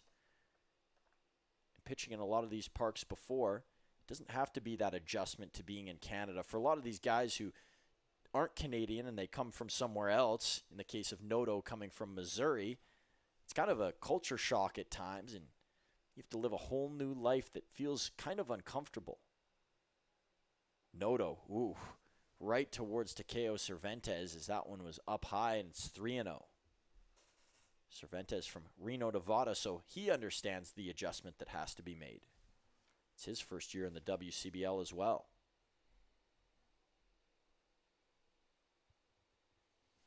Noto, a 4-pitch walk to Cervantes with 2 outs here in the bottom of the 5th inning.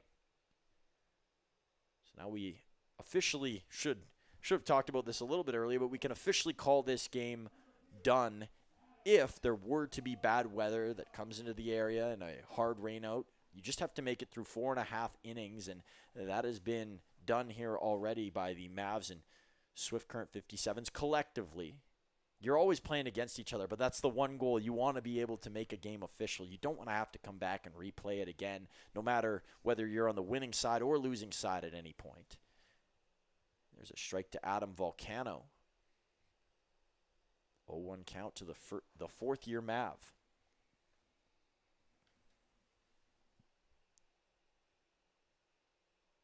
Cervantes shuffling out at first base. Pitch high to Adam Volcano. Seems to be some control issues here for Noto, but this count a lot better as he's even.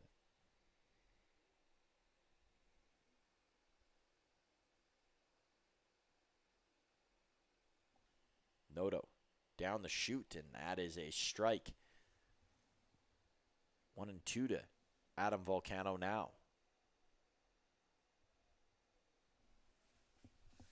Noto already ready to go as this dark atmosphere sets in at Athletic Park. This is the darkest it's been throughout this game. Noto fouling it and staying alive is Adam Volcano. That over towards the concourse near the food truck area. Lots of good food trucks here. Ice cream, burgers, hot dogs, everything that you'd get at a baseball game, Athletic Park has to offer. There's no limit on how much food you can purchase, and you might feel that way when you walk in here. You just want to try everything. Volcano over to right field. This one shielded and in the direction of Adam Rowland. So from one Adam to another, and that will take care of the bottom of the 5th inning. It's the first inning of the game where the Mavericks have scored no runs. Swift Current, job well done. Max Noto, 2 quick outs, and the third in the air, done in right field.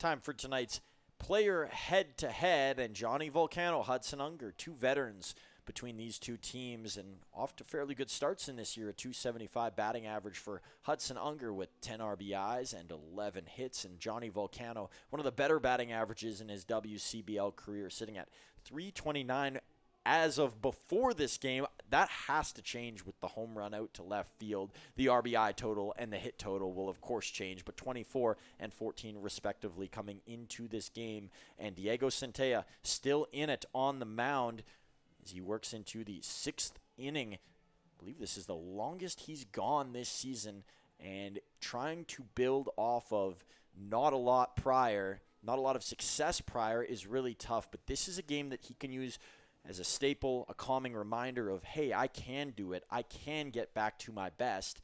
And regardless of what team you're playing and what record they may have coming into any game, just doing it proves enough. First pitch is a ball here from Centella. He was fired up after the end of last inning, and he's only at 70 pitches right now. Nobody warming up. There is some stepping going on down near the Mavericks bullpen, but no action. That pitch sails on Centea. 1 for 1 tonight is Hunter Fuimoto. 5 strong innings for Diego Centea as the lights come on here in Medicine Hat. Centea, the pitch is fouled off. So 2-1 count to Fuimoto. Bench and Swift Current, they usually don't stay for 2 consecutive nights, and that means that they will not be taking in what Town Place Suites has to offer, the official hotel of the Medicine Hat Mavericks. Centea, a 3rd miss here, so it'll be 3-1 to Fuimoto. Waiting on deck is Jake Hiramoto. This would be a different scenario if the Mavericks didn't have such a big lead. Fuimoto, a foul off, that will fill up the count.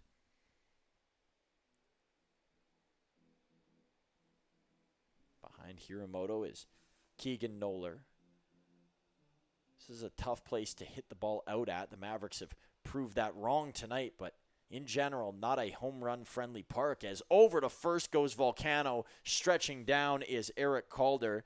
That will provide the first out as Fujimoto does it on the ground. Jake Hiramoto, an unsuccessful night at AP for Swift Current 57's best batter, 0 for 2 in this game. Centea has had his number. 1 down. Here's the first pitch to Hiramoto. Just high. Medicine Hat with 2 games coming up here at home. Back-to-back days, it'll be the Sylvan Lake Gulls who make the long trip out. That one close to the hands of Hiramoto. He won't swing. Sylvan rarely comes here. It's one of those off and on things. Talked about that during the Fort Mac game and the Energy City contest, that it's every other year you'll see the Gulls. Last time they were here, a pair of wins on the road. And a late strike there as that ball just securing a place in the zone.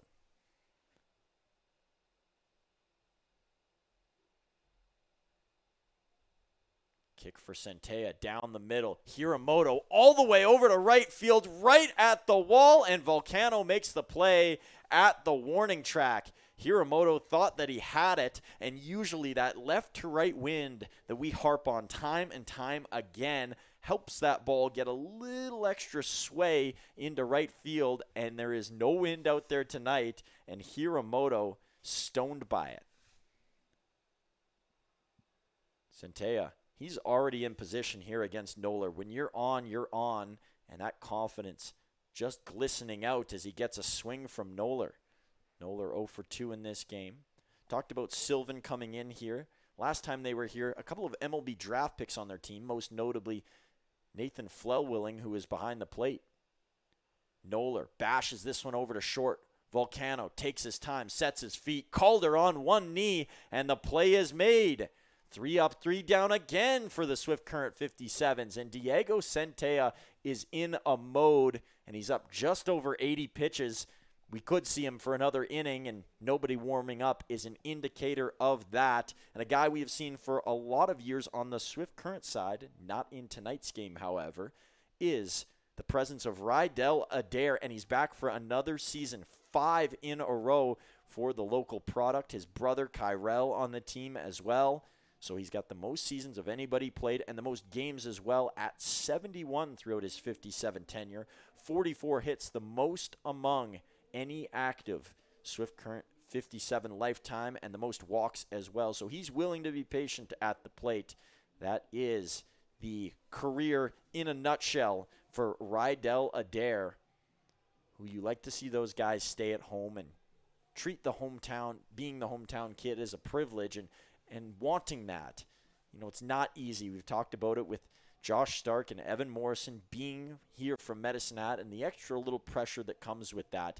And there's some guys who aren't a fan of it. They move to a different team. You know, Adam Cordy from Munster Sask.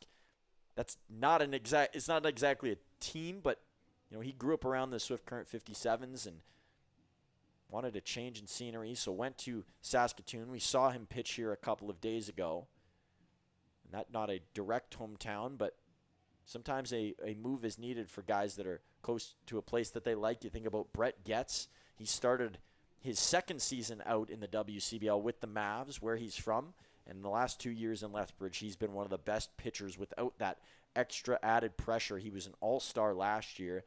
And you want to see guys succeed under the lights where they grew up, but it isn't for everybody. And that's not a knock on those guys that kind of shy away from it. But, you know, it is a step when you can do it in your own spot. Throw down over to third base. That's kind of been the trend in this game, is you usually see a throw down to second. Mace Wheeler chose to go the other way, and it's an around the horn exit for Swift Current. And I promise this wasn't set up like this, but we do have the hometown guy in Evan Morrison to begin this inning here in the bottom of the sixth. Bottom of the fifth, the first inning where the Mavericks didn't score any runs. We're looking to change that momentum here in the sixth. First pitch to Morrison is going to be outside for a ball. It looks like Max Noto is still on the mound for the Swift Current 57s. Noto kicks, deals up high. Good patient approach from Morrison, who's 1 for 3 tonight. For this game, Morrison batting just .239, much lower than his average last year. 15 RBIs on the season. And the stat that is fooling everybody right now is just the one home run as he pops this over towards left field. Giving chase is Yaramello over near third, and he makes the play in foul territory. A back shoulder grab for Malachi Yaramillo, and a fancy one at that.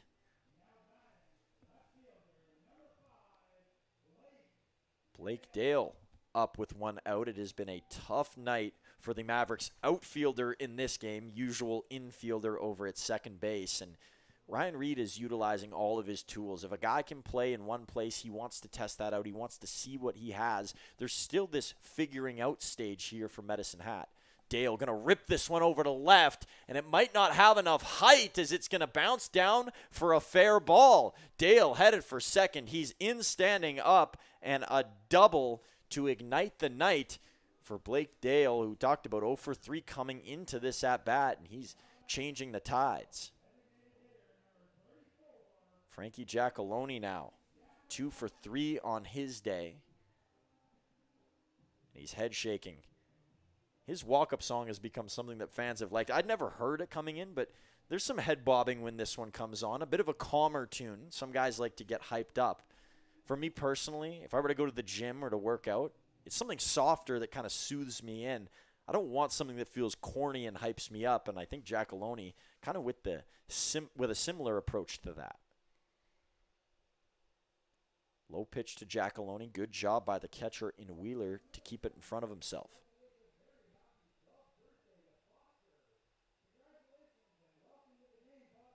1-0 here to Frankie Giacalone.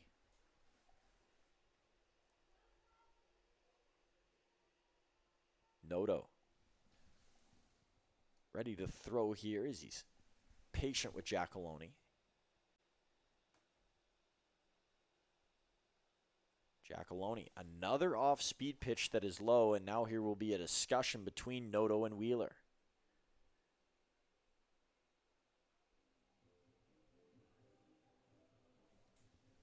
It was a very quick discussion. I was going to go on a tangent about something else, but Wheeler making his comments quick.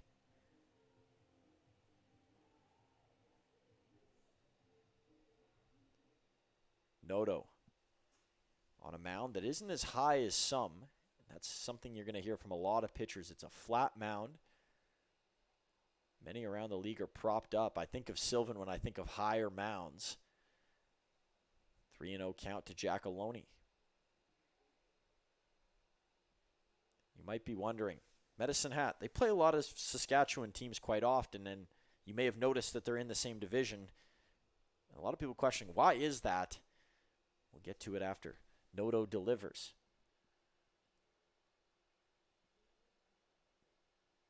Noto the head shake.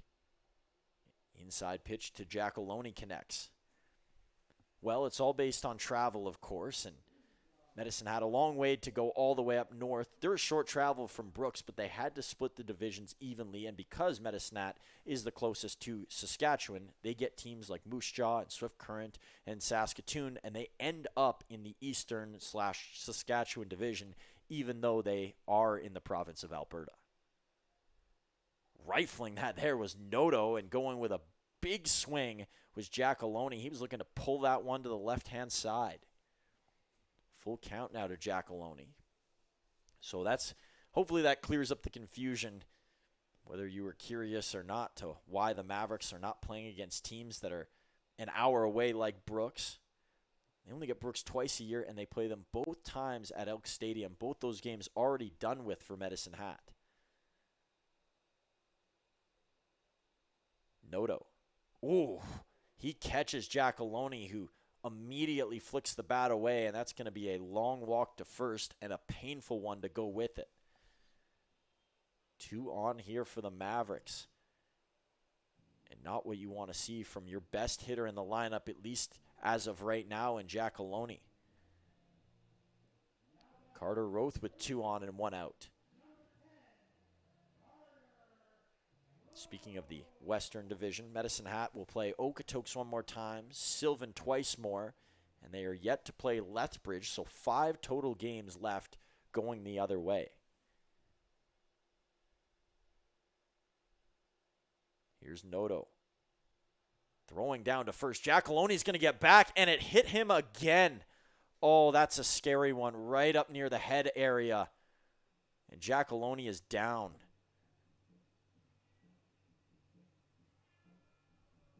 Rolling around in pain is the Mavericks DH and first baseman.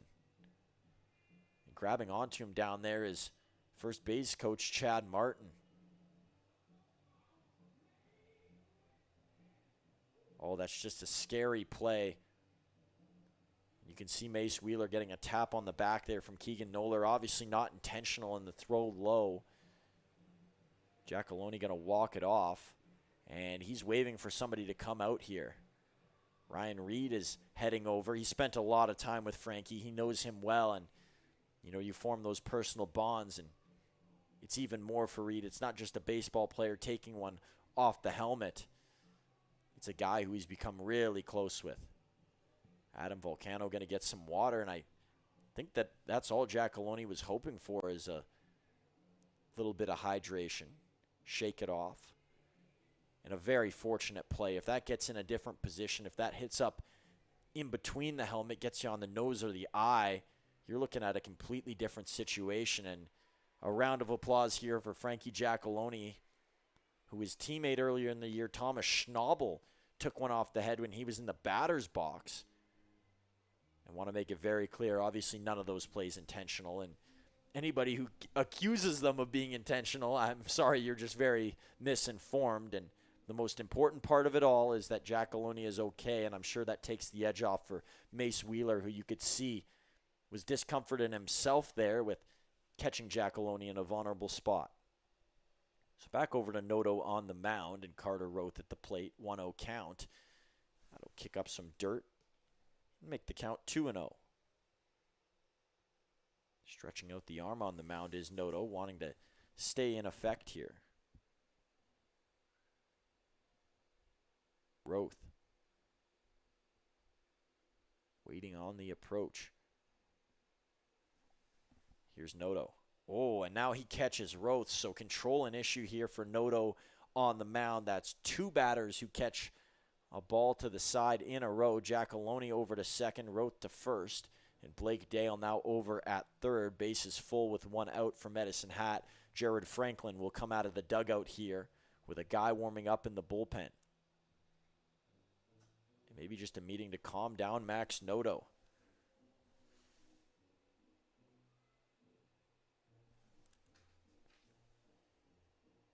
And Noto is already coming off the mound here.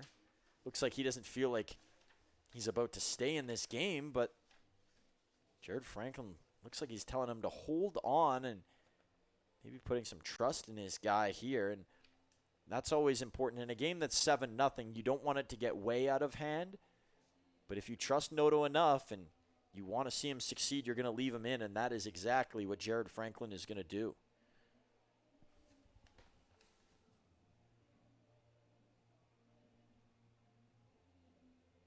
So another look here for the Assumption University product. And I'm assuming that he didn't just choose to go there because of the name. I bet you there's a fantastic baseball program over at Assumption.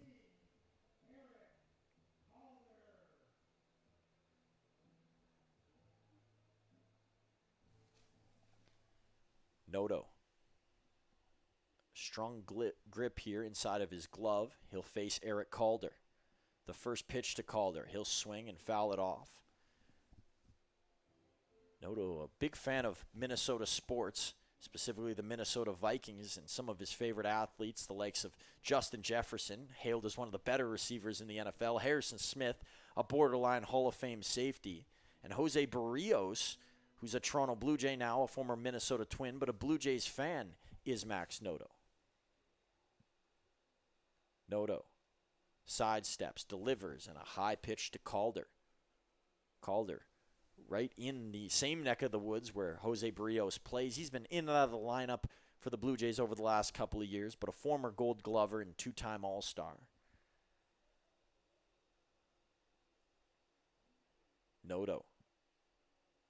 Going to stamp a strike in, and he does. It's going to be a 1-2 count.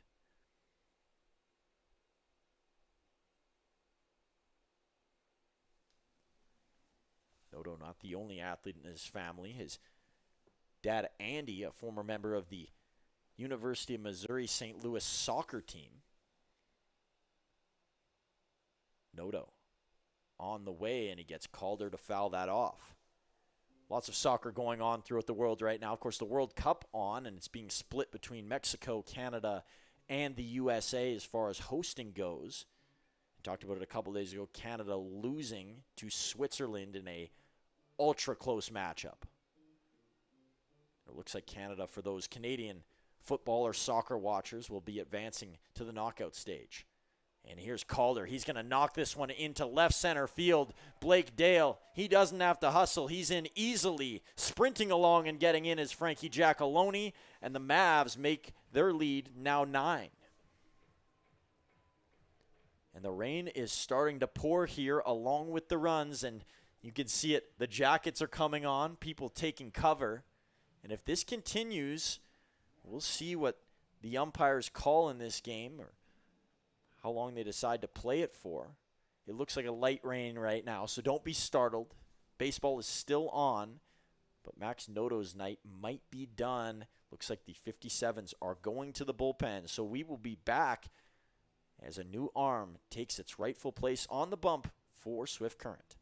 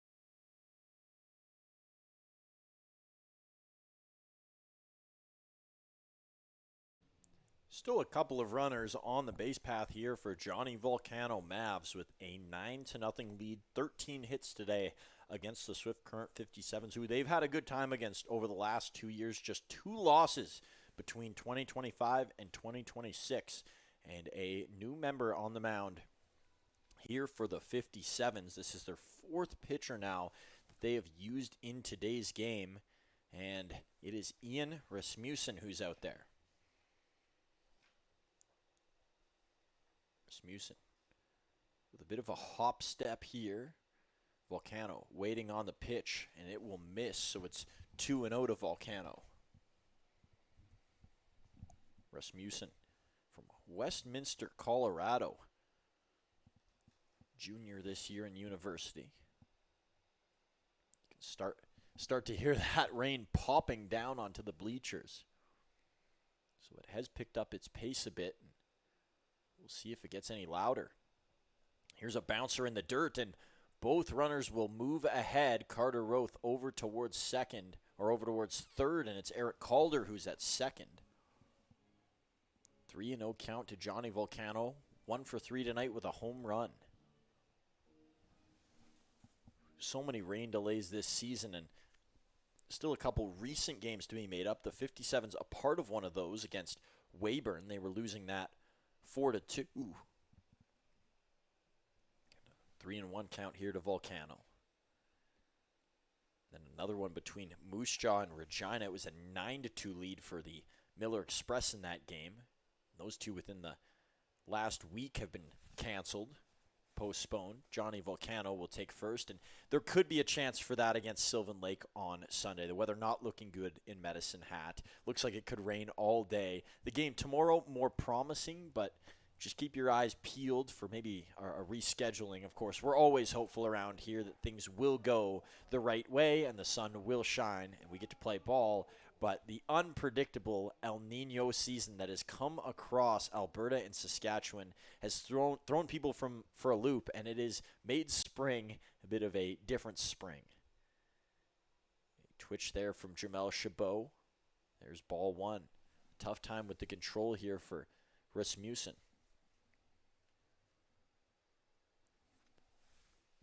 Rasmussen, the low Kimbrel stance.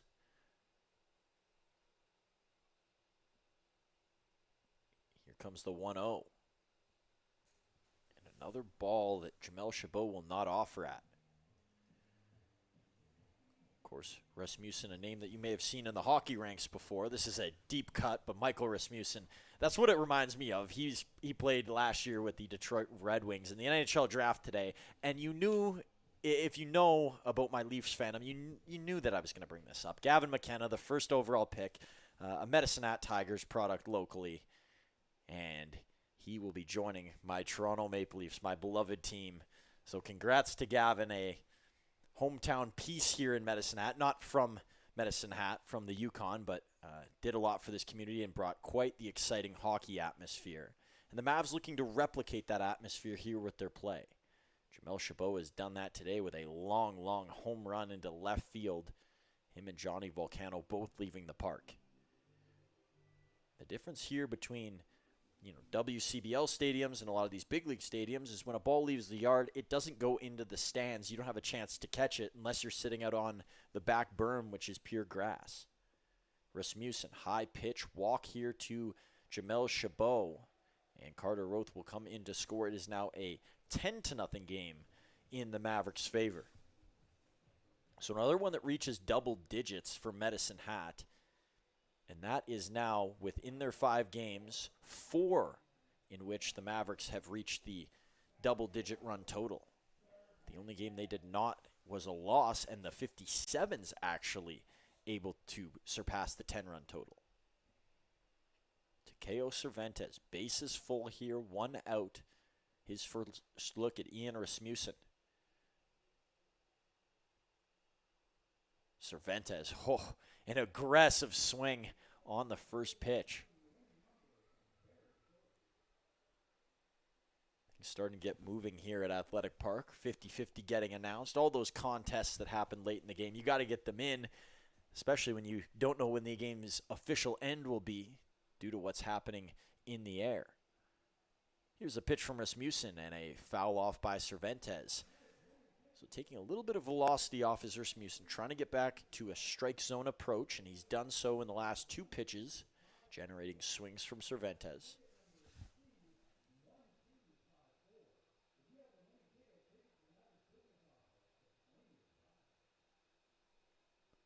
A long leaning look here from Rasmussen on the 0-2. Would love a ground ball here, try to get his team into double play, into a double play scenario. Instead, it's a base hit for Cervantes, and the Mavs now with an 11-run lead, so that mercy rule creeps in, and we are still only in the 6th, but we might only need to play 8 because of the Mavs being up by a large margin. Of course, a night ago, it looked like it was the opposite for Medicine Hat. They were trailing by 10, heading into the bottom of the 8th, and Blake Dale with a double off the back wall, and that made the game go longer. We went all the way into the 9th inning and played a complete game. Tonight, not looking like that so far. Diego Centella has been on it, and with nobody warming up, it looks like the 7th could be his as well. Wheeler holds up on the throw.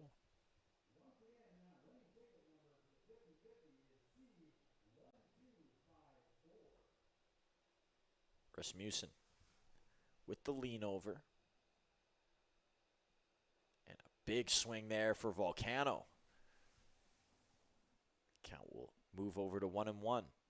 Swift Current mentioned their storied history. One thing that has been a constant has been the orange and green look. There's no green as a part of their uniforms tonight, but those green jerseys, in my opinion, they are the best in their rotation. The all orange, that's a bit, shaky for some people. It's either you love it or you don't. There's no firm stance on whether they're good or not. But just going with the orange pants, and I think that really makes the numbers on these black jerseys pop. And for a commentator, and I'm sure for the PA guys and our statistician, it makes it so much better that you're able to see the number right away, identify who it is, and then do your job to the best of its ability. Some of these other jerseys, you can't quite pick out who it is. Rasmussen, quick kick. Volcano, a foul, and a ground ball that is dropped by Ryan Reed in foul territory. And that's why his playing days are over, the former second baseman collegiately. And I'm sure in his heyday he would have made that play easily. Just giving Reed a tough time down there, but, plenty of baseball skills in his repertoire and coaching-wise. I mean, don't even get me started. We could be here all night with talking about how much he knows about the game and how well he's done as a coach early on here. The record might not show, but the guys absolutely love him in the locker room, and that is one thing that has stood out. If you can get your players to bond and get your players to buy into what you do and enjoy your company, usually it makes for at least a fun summer, and Reed is hoping that it turns into results here. 2-2 count and a high pitch to Volcano. Now the count goes to full.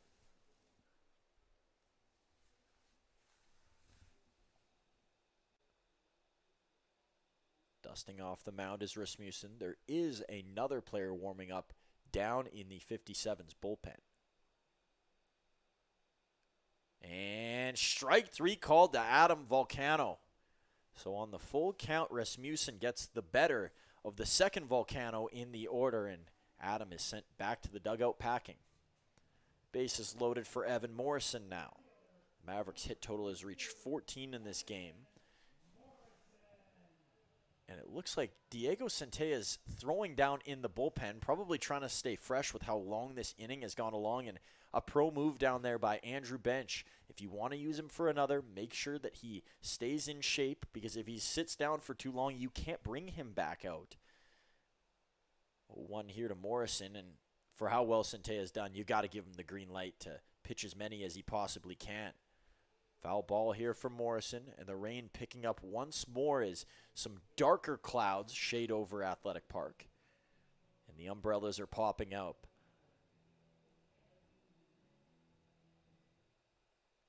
Rasmussen, short pause. Here comes the pitch. Morrison doesn't offer, and so the count will extend here. It's 1-2. The new ball being needed. With it getting wet down there around home plate, ball can get scuffed up a bit easier and get more dirt on it. Rasmussen. Kicks, deals, Morrison, a ground ball over towards second base. Getting to it and making the play to first in time is Jake Steffies. And that will end the inning. Mavericks leave a bunch stranded, but it doesn't matter. Their biggest scoring total of the game, they put up 4 runs, taking 11-0 lead. Diego Centella walking out to the mound, and he is going to be sent back to the dugout. We'll see if this game goes into rain delay or if it is called official. We have surpassed that mark, of course, that says, hey, if you play this many innings, you can be eligible for a win, and the Mavericks would be in this scenario. So we'll see how long the delay lasts. We'll see if we can get an instant word on what's going on here and where we go from this point. Swift Current will not have to come back and play anymore. They'll be on their way home if this game is called official. And if it is, what a day for Diego Centella. A revenge game not against the Swift Current 57s, but against his recent results. 6 strong innings. It would fall under the complete game status in the WCBL. If it is called for rain, you can get a CG. It would be his first of the year. 6 Ks on the day, just 1 walk, 82 pitches thrown, 55 for strikes. And as far as the Swift Current 57s go, their starter, Tanner De La Rosa, didn't make it 2 innings. That's something the Mavericks know well here, at least at home. Gave up 3 earned runs on 6 hits. And only struck out 1. He threw 29 pitches on the game. Sam Honke came in after him. Didn't get through 2 innings of work, surrendering 5 hits, 4 runs, 2 of which were earned with 2 strikeouts. And then 4 earned runs given up by Max Noto. And that puts us where we are right now. It looks like the players are running out to get the tarp on the field. Some fans still sticking around, staying in Section D where the overhang is, the driest place at Athletic Park. And if you didn't bring your umbrella, that's probably where you are. And I even see some people in the middle section with umbrellas. I guess double protection here. A couple of radar watchers below me, wondering if this game will get back going at some time. And you got to feel for the fans out of everybody. The players, I'm sure, are fine with, at least on the winning side, fine with having a good game like this. You put up a big number. You're slotted for the win. But the fans, they want to see 9 innings of baseball, and it's kind of sad and frustrating when you come to a game hoping, it could be your only game you come to all year, hoping that it is a full one, you get all the action, all the perks. But unfortunately, weather is always a factor, and it always comes into play at the worst times. For the Mavericks, it was on their side tonight, at least score-wise. The 57s likely not able to put together a comeback, 1, because the score indicates that in many ways, and 2, because the rain, it does not look like it's stopping, pounding down here at Athletic Park. And I believe that this game is about to be called, and I think official word is, with people heading out, that this game will be put on more than a delay. So what we'll do is we'll step away for 5 minutes or so here, get back with an official word, kind of recap what we saw here. I just want to make sure that I'm not closing everything off here before this chapter, at least the chapter that is this game, has been fully shut. So we'll get a final word on what it is going to be and be back after a couple of quick words from Flow Sports.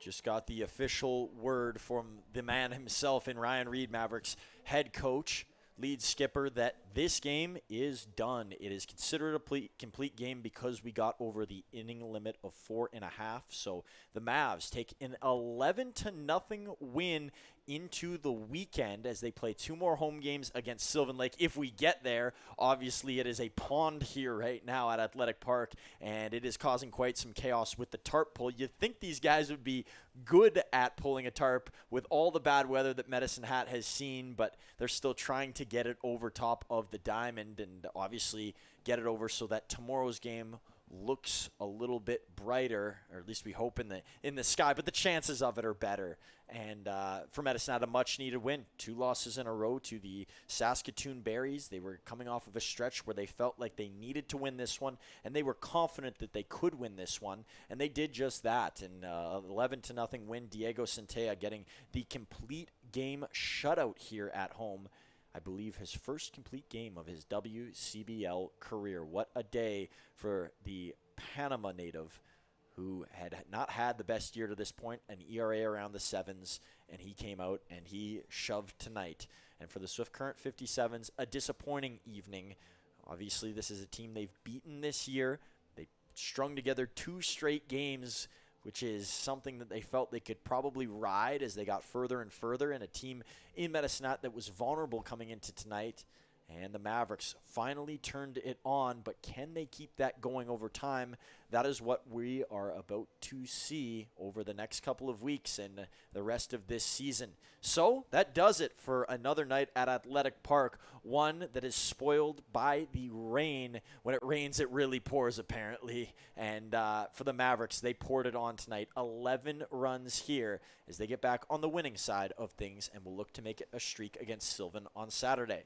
So, for myself, Truman Bartman, here on Flow Sports, we say good night and another thank you once again to Greg Morrison for coming on and joining us early in tonight's show. We'll see you tomorrow, everyone. Take care.